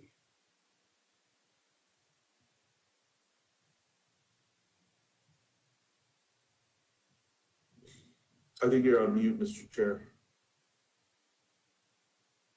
So if there's no questions, thank you, Nick, and we need to move on to the next agenda item, which is the item B, approval of a 1.5% compensation increase to the President Riley's employment contract. The board, in its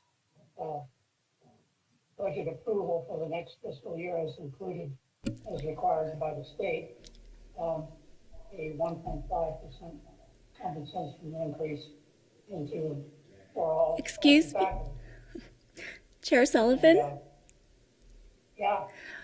We need to vote on the financials. Oh, okay. Sounds like a good idea. Let's finish up with this one while we're at it, and then we'll go back.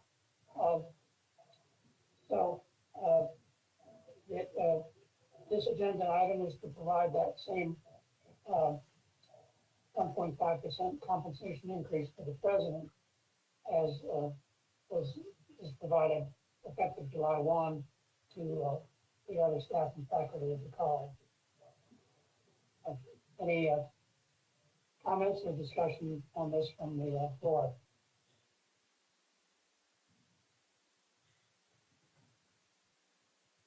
If not, I'll entertain a motion for that.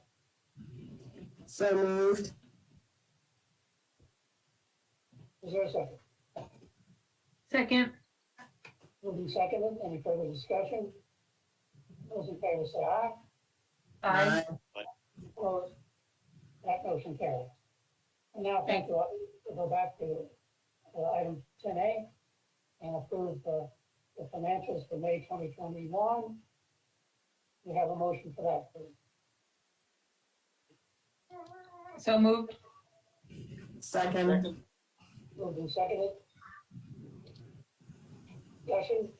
Those in favor say aye. Aye. Aye. Thank you.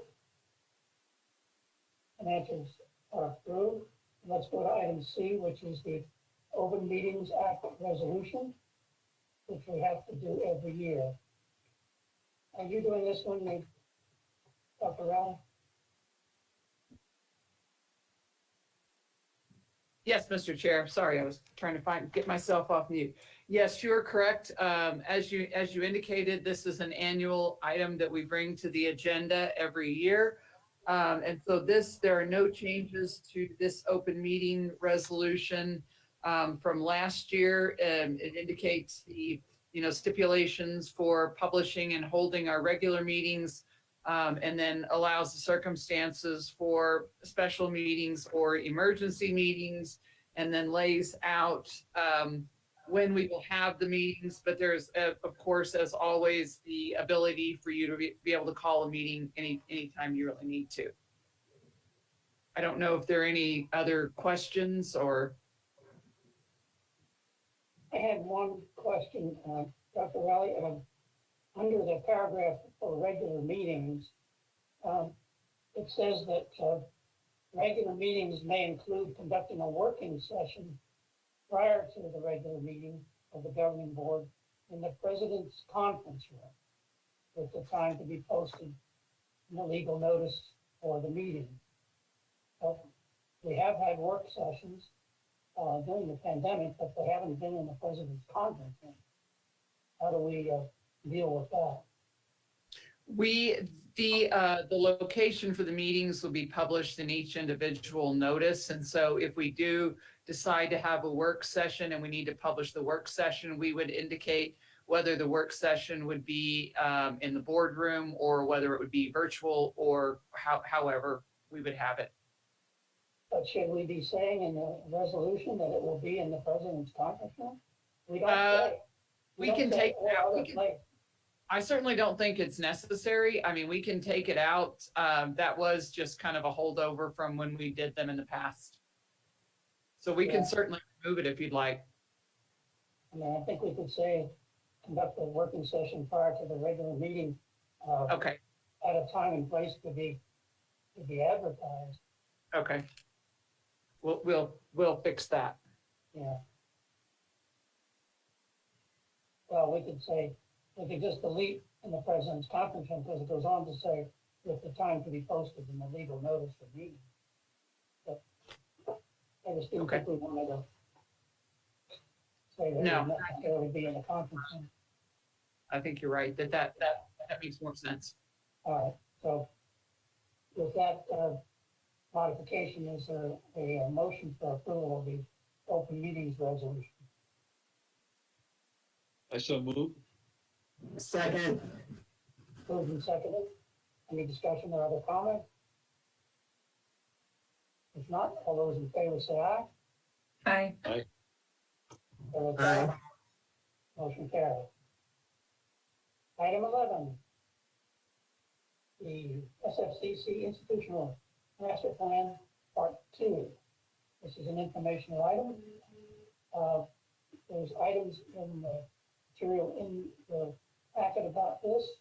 We're going to have a presentation.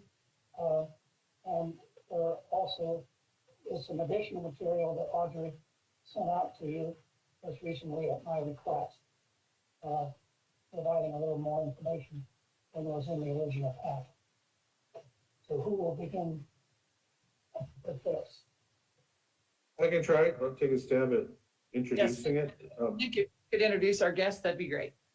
Yes, I'll turn it over to Andrea to introduce guests, but just to start us out, the board should remember that we came to the board, asked for approval of a contract to do a re-up of our long-term facilities and campus plan, our master plan.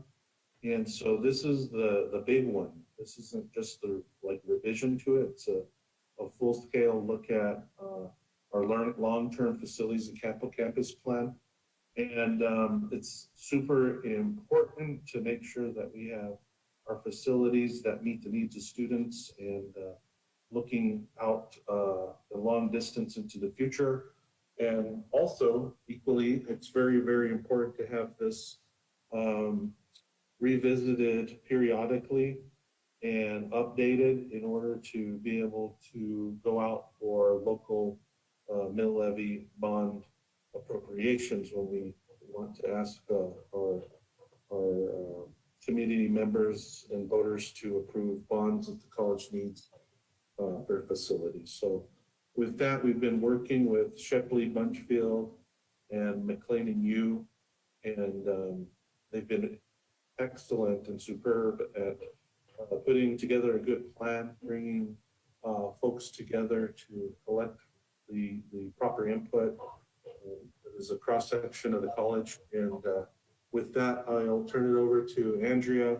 She can introduce our guests and and they'll tell you a little bit more about what's been going on. Thanks.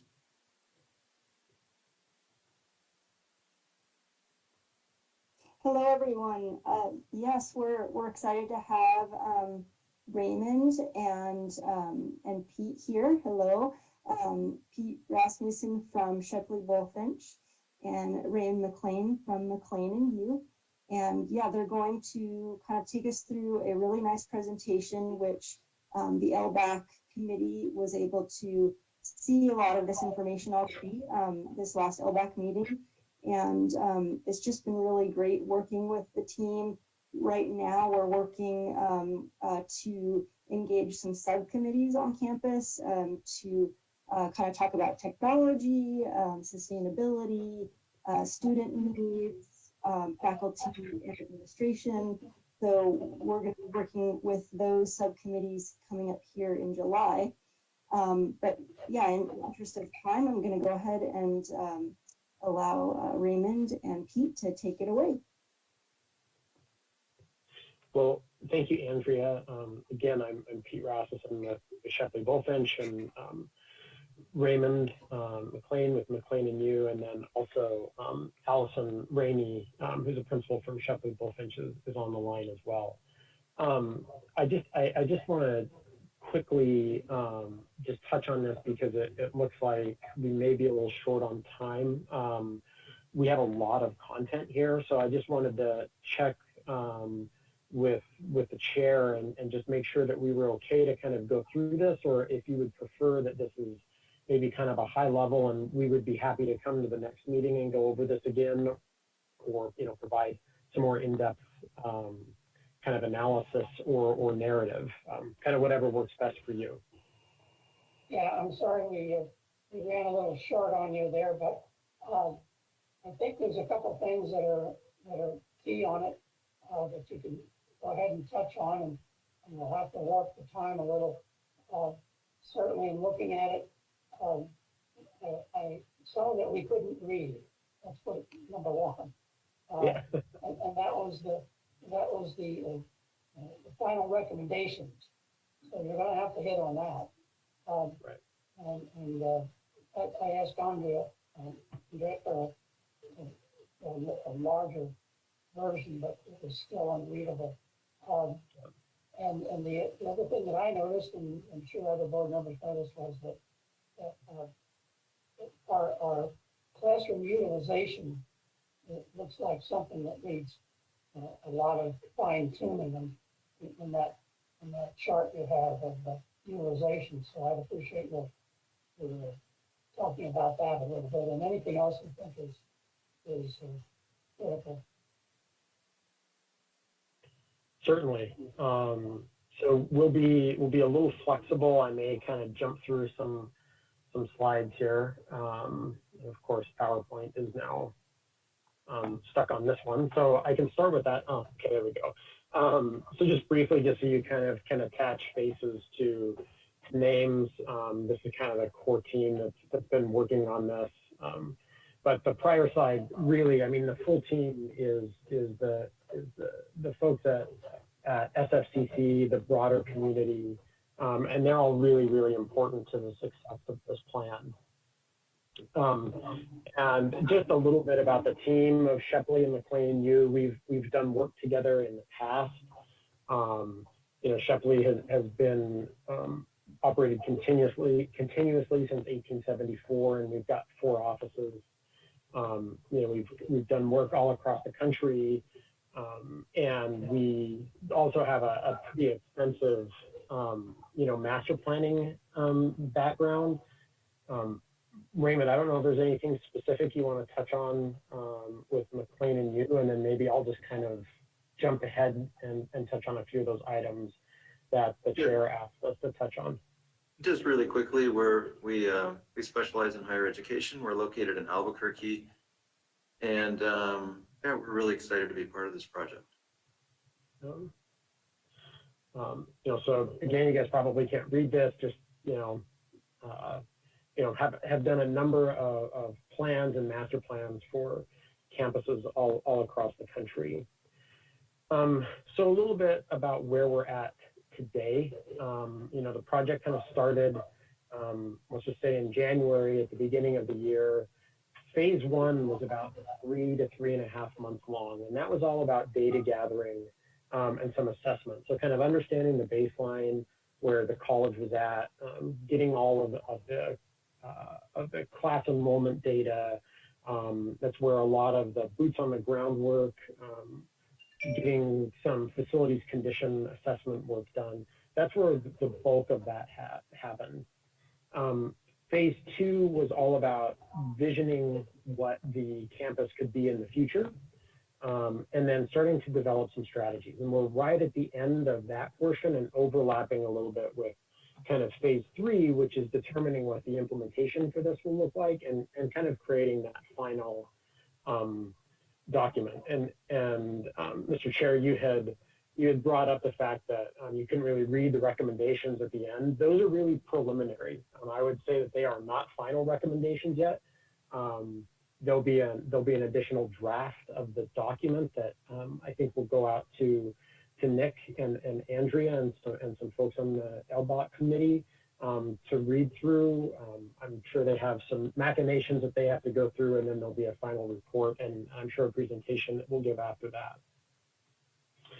One thing I want to hit on is that, we have guiding principles for this project. I know these are probably really small and you can't see them on your screen, but really they were derived from conversations with primarily the LBOT committee, but then also looking at the strategic plan and making sure that the goals and the guiding principles that we create for the master plan will really reinforce the strategic plan, because those two documents have to work hand in hand to be really successful.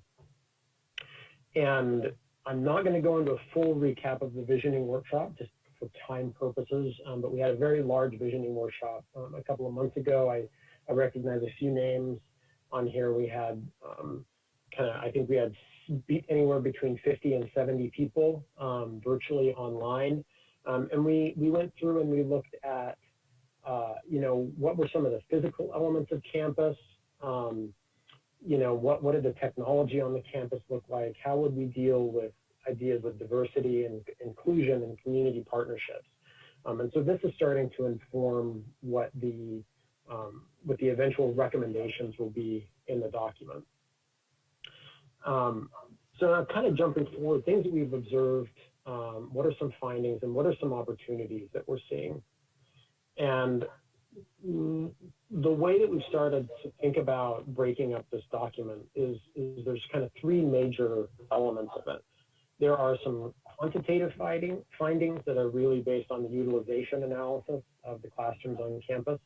The facilities condition analysis, which McLean and you has really led, and Raymond can talk a little bit more about.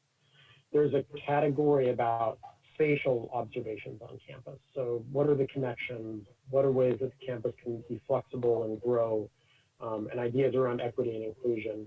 And then the final bucket is this idea of these potential opportunities. So what are potential program expansions? Where does sustainability fit on the campus? And what are some of the physical improvements and partnerships that we see as possible based on what we've found? And so this first section, Mr. Chair, getting right to what you were talking about is this utilization findings. And what I will say is this is not uncommon, what we find here, where there are a few rooms that have very, very high use. On this campus in particular, it's, the wood shop is used a lot, right? Which is a good thing. I mean, that's a great community piece. But then this kind of long tail of rooms that are used, but not quite at the kind of industry standard target of this 24 hours a week. And I think the takeaway from that is that this is not necessarily a bad thing, but what's good is that it gives the campus and the college the ability to, as there are physical infrastructural needs that need to happen on the campus, putting in new ceilings, new flooring, updating technology and things like that, there's the ability to take classrooms offline and not negatively affect the student experience. So you can kind of work your way around campus and do that. And it also gives when there's opportunities for programs to expand, it doesn't have to come at the suffering of other offerings on campus. So that would kind of be the big takeaway about these. And we looked at this as, you know, all of the rooms. We looked at it by building. And in all cases, you kind of see this kind of same long tail in all the rooms on campus. And then I'll let Raymond touch a little bit on the FCA findings, and we can talk a little bit about how these two things will overlap. Yeah, this is the one that would bother me because it's unreadable. Yeah. Thank you, Pete. Mr. Chair, members of the board, President Rowley. So we performed a facilities condition assessment. And what this does is it goes through every single space on campus at HEC, and it assesses condition. And the goal here, so what you're looking at is you're looking at spreadsheets. Each one of those is an Excel spreadsheet dedicated to a specific building wing or building campaign or sort of set piece. And we will publish those, they're not final yet, but we will publish those individual spreadsheets in the draft report. So you'll be able to look at those numbers in detail. But what this does, so we've entered almost every space on campus. And what it does is it starts to compile quantitatively a picture from the micro level, the micro scale, which the building facilities staff is also familiar with. And it starts to compile that data, allowing us to look at trends on a much larger scale, a scale in which capital improvements can be recommended, and a scale at which the relative condition of buildings can be assessed and projected into the future. So we go from very specific and numerous details to something more general, and it just like the utilization analysis, it's very beneficial to the college because of the power of the information that it represents. So, so that's a little bit about that. A little bit about our methodology. If you can go to the next slide, Pete. So not only did we assess the insides of buildings, but we assessed the exterior of the campus. And so what we've done is we've kind of exhaustively tracked needed improvements in the campus. Next slide. In the interior, we've tracked the condition, for example, here of every single floor finish in every single room. Red means needs to be replaced. Dark green is on the other end is okay. And so we've done this for a number of building elements, and it becomes a graphic way of tracking, and hopefully over the course of a number of years, actually updating this plan as well. Okay, go to the next slide, please. So again, the purpose of this is to be able to make generalizations that are meaningful in terms of capital outlay requests or building improvement needs as those arise. And what we're interested in doing here is not proposing new buildings with the FCA. We're assessing existing buildings only. And so here you see a summation by color, which refers you to the facilities condition index. Without getting into too much detail, the facilities condition index is the ratio of the cost of the deficiencies over the replacement cost of the structure. So that is a dollar over dollar amount that yields a percentage. The lower the percentage, the better the condition of the building, right? And so on this diagram, the green colors are excellent, better condition, and then red would be poor condition. I don't believe there are any buildings on campus that are in the poor condition.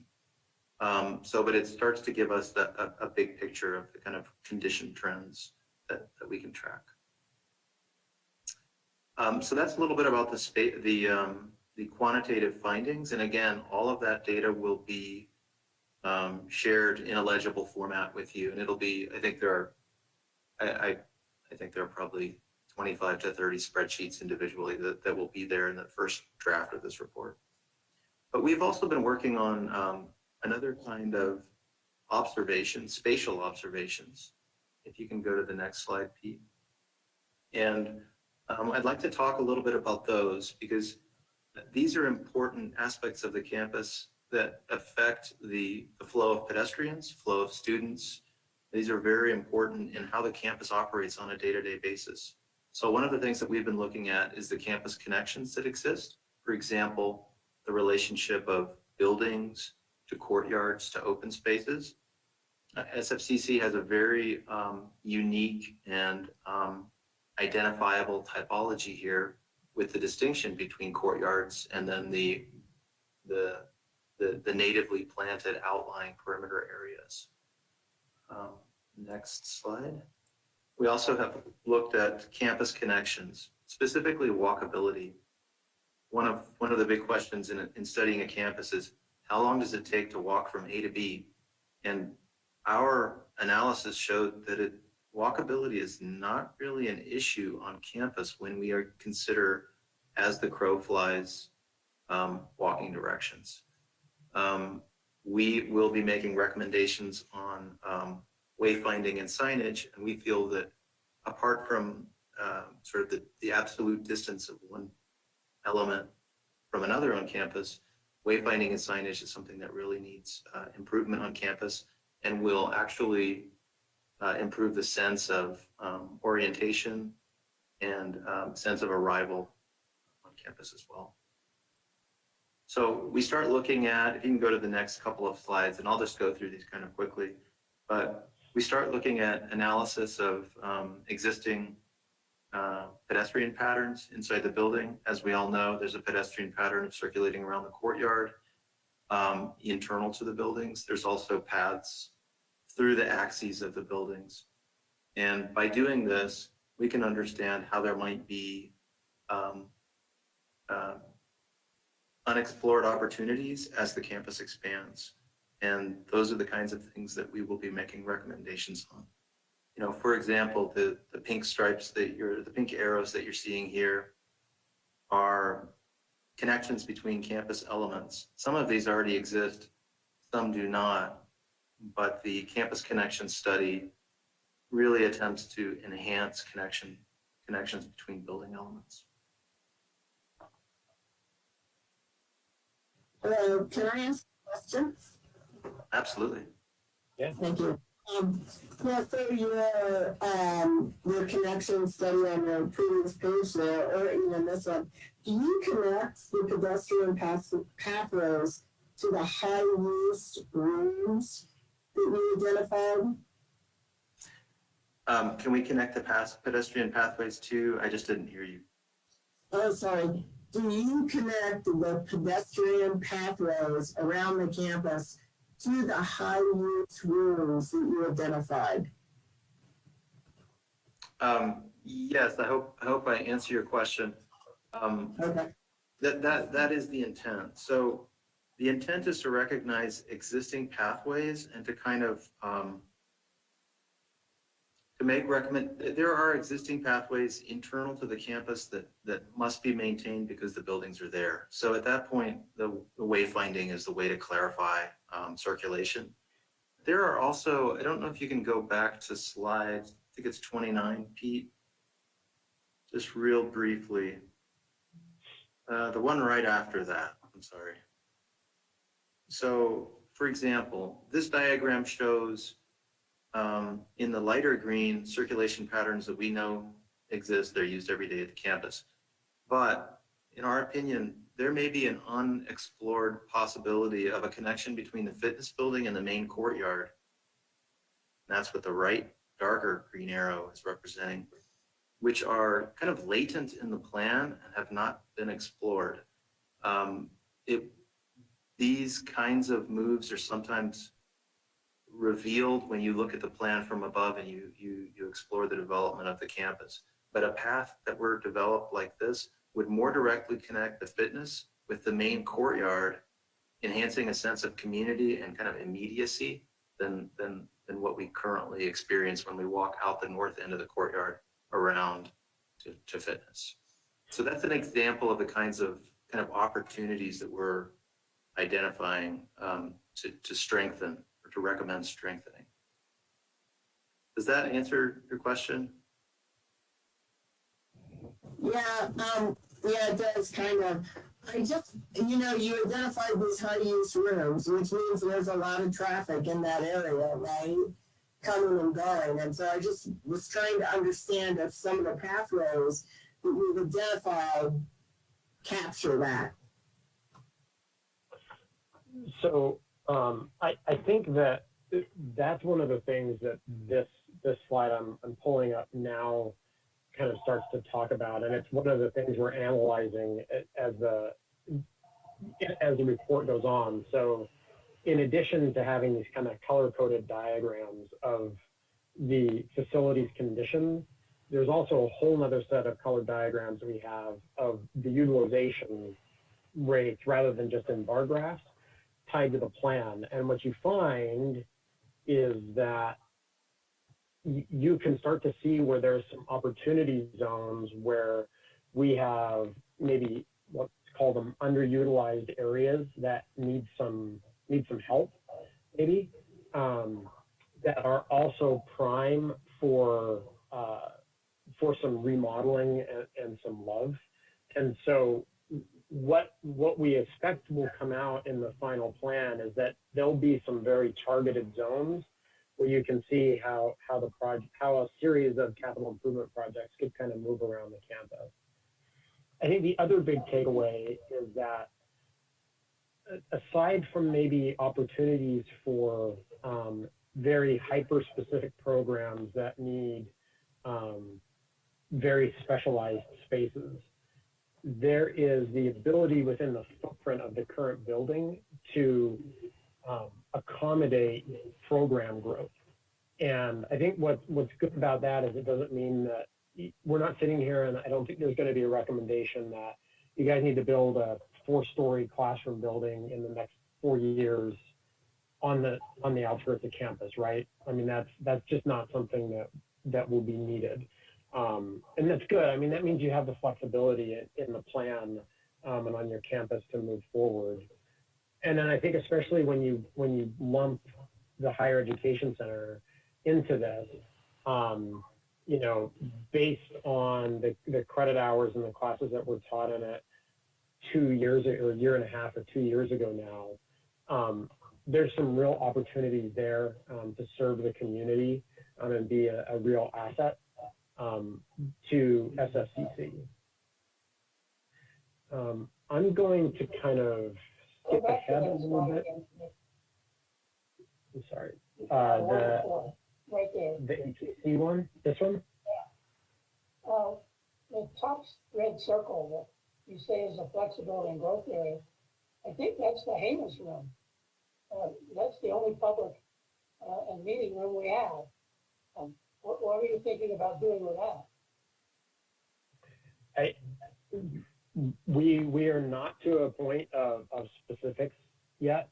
So there's a layer of this where we've identified these spaces, and then we'll be going back to President Rowley and the LBOC committee and saying, okay, here's what we found, and having a brainstorming session and understanding maybe what some of the possibilities for those things are.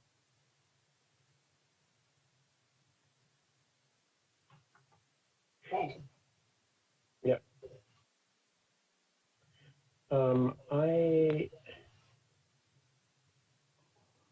I think, in the interest of time, I think we're probably at time. I'd be totally happy to answer any questions that you folks may have, and happy to come back and present, other things in the future.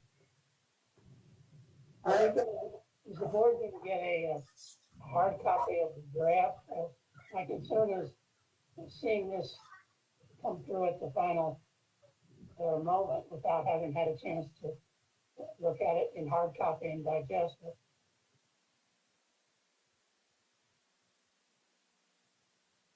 Yeah, if I could address that. So right now we will be submitting a draft report, but this is not the draft report. So the draft report will be submitted in hard copy to you. And I think that was provided for in up front, and you will get legible copies. I think what we're doing right now is just giving you a kind of a progress update of where we are right now. Yeah, I think the draft report will be kind of mid-August, essentially. And then we're aiming for the final report to be mid-September. So in your opening, you indicated that you're beginning to overlap and get into the implementation stage. And I think the board would like some input before you get into the implementation stage.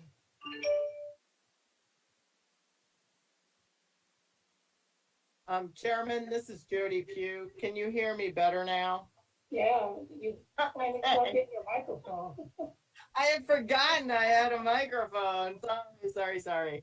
So I typed my question into the chat, and what I was trying to ask was, in the rooms that you've identified as high use, have you looked at the pedestrian pathways around those rooms? And is that incorporated then in your pedestrian pathways? Because those seem like those would be high use areas. No, we have not. We have not done that, but I think that may reveal why they're used as much as they are.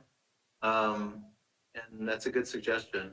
The other thing that we're tracking with the high use rooms is the degree of technology that's provided in them. And we suspect that there may be a correlation there between the amount of technology in rooms, and the capacity of those rooms, and their utilization. So I think the question is a good one that you're asking, which is, what exactly is creating high utilization of certain spaces? It could be the pedestrian paths, in part. So. And the impact to the facility would be greater, right? With more pedestrian use. Typically. Yes. So, okay. Thanks. Yep. Sorry to have such a problem. No.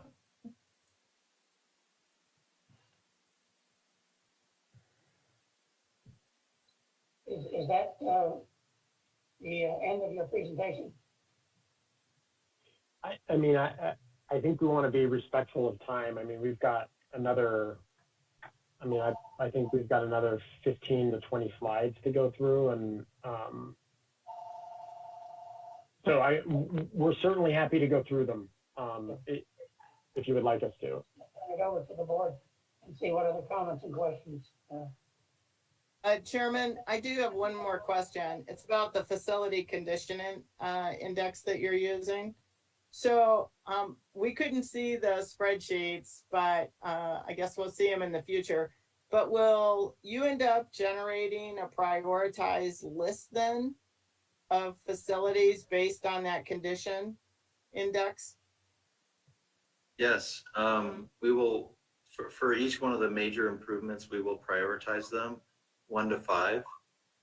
And then we are also in the process of creating recommendations for upcoming HED funding requests that are all about renovation of spaces, based purely on condition. But those will be kind of projects that we will recommend in certain sizes, and they'll have budgets attached to them, they'll have areas attached to them, and they will even have a sequencing that we vet with you. Okay. Now remember, those improvements are about deferred maintenance and age of buildings. They're not necessarily new buildings or even renovations to existing buildings which change their use. How about D&D? D&D? Destruction, demolition, taking Oh. it down, like when you recommend a building go? No, that's a good question.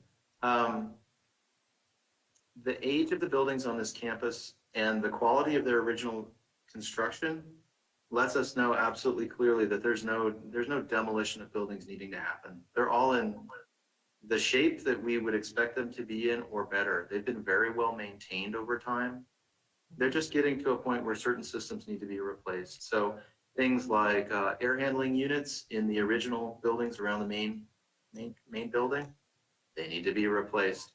Ceilings, flooring finishes, painted walls, doors need to be rehabilitated, things like that.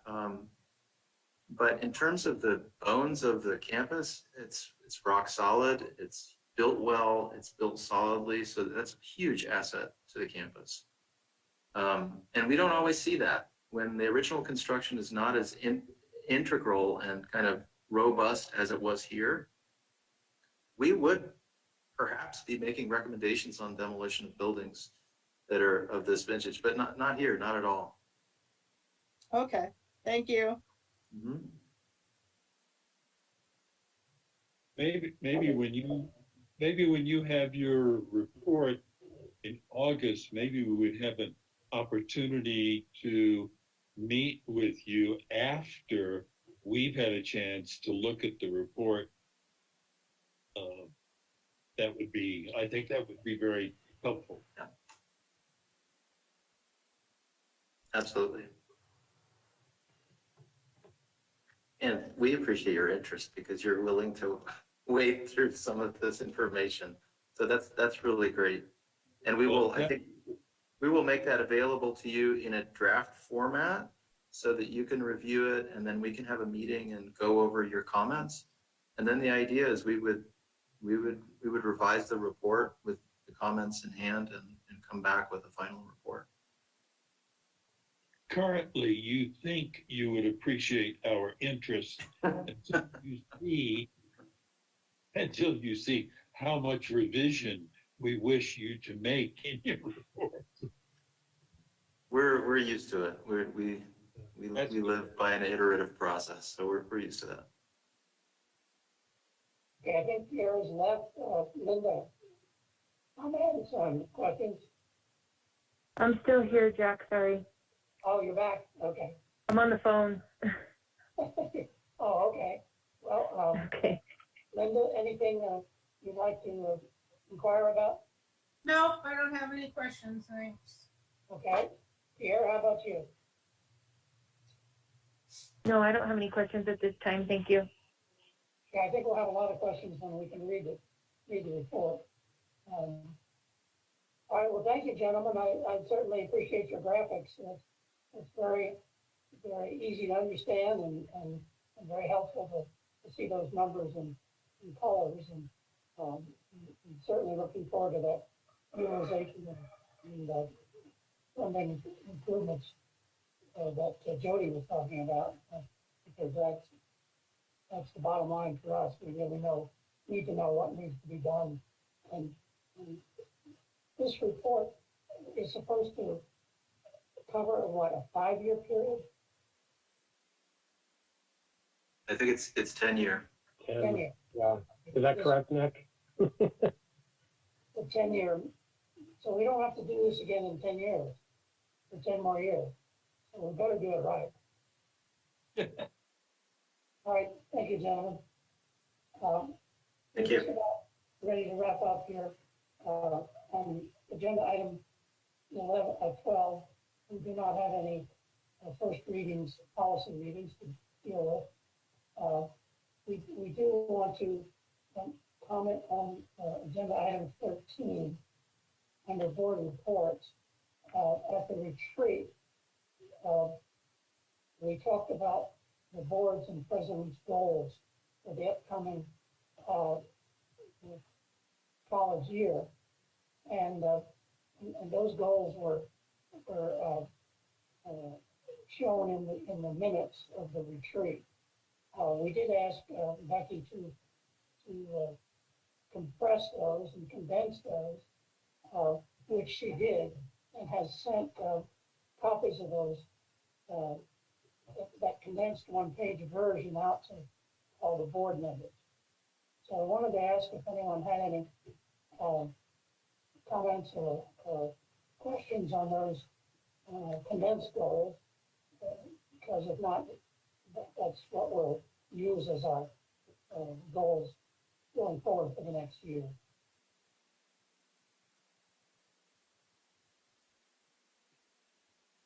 Okay, I don't hear any major dissent, Becky, so I think you got away with that one all right. That's good. We did discuss those in great detail at the retreat. It's not an action item, it's something that the board discusses, that the president prepares, and that the board comments on. I think if there's 6 goals, we're headed in the right direction in the upcoming year. Is there other discussion items and board reports or comments that members would like to make?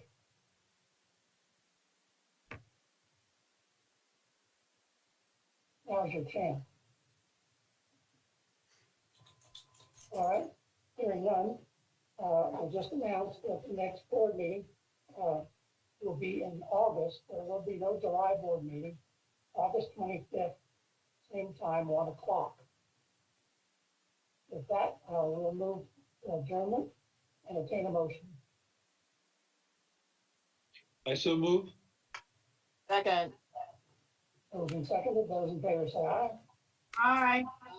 Aye. Meeting is adjourned. Thank you, everyone. Thank you. Bye-bye, everyone. Stay cool.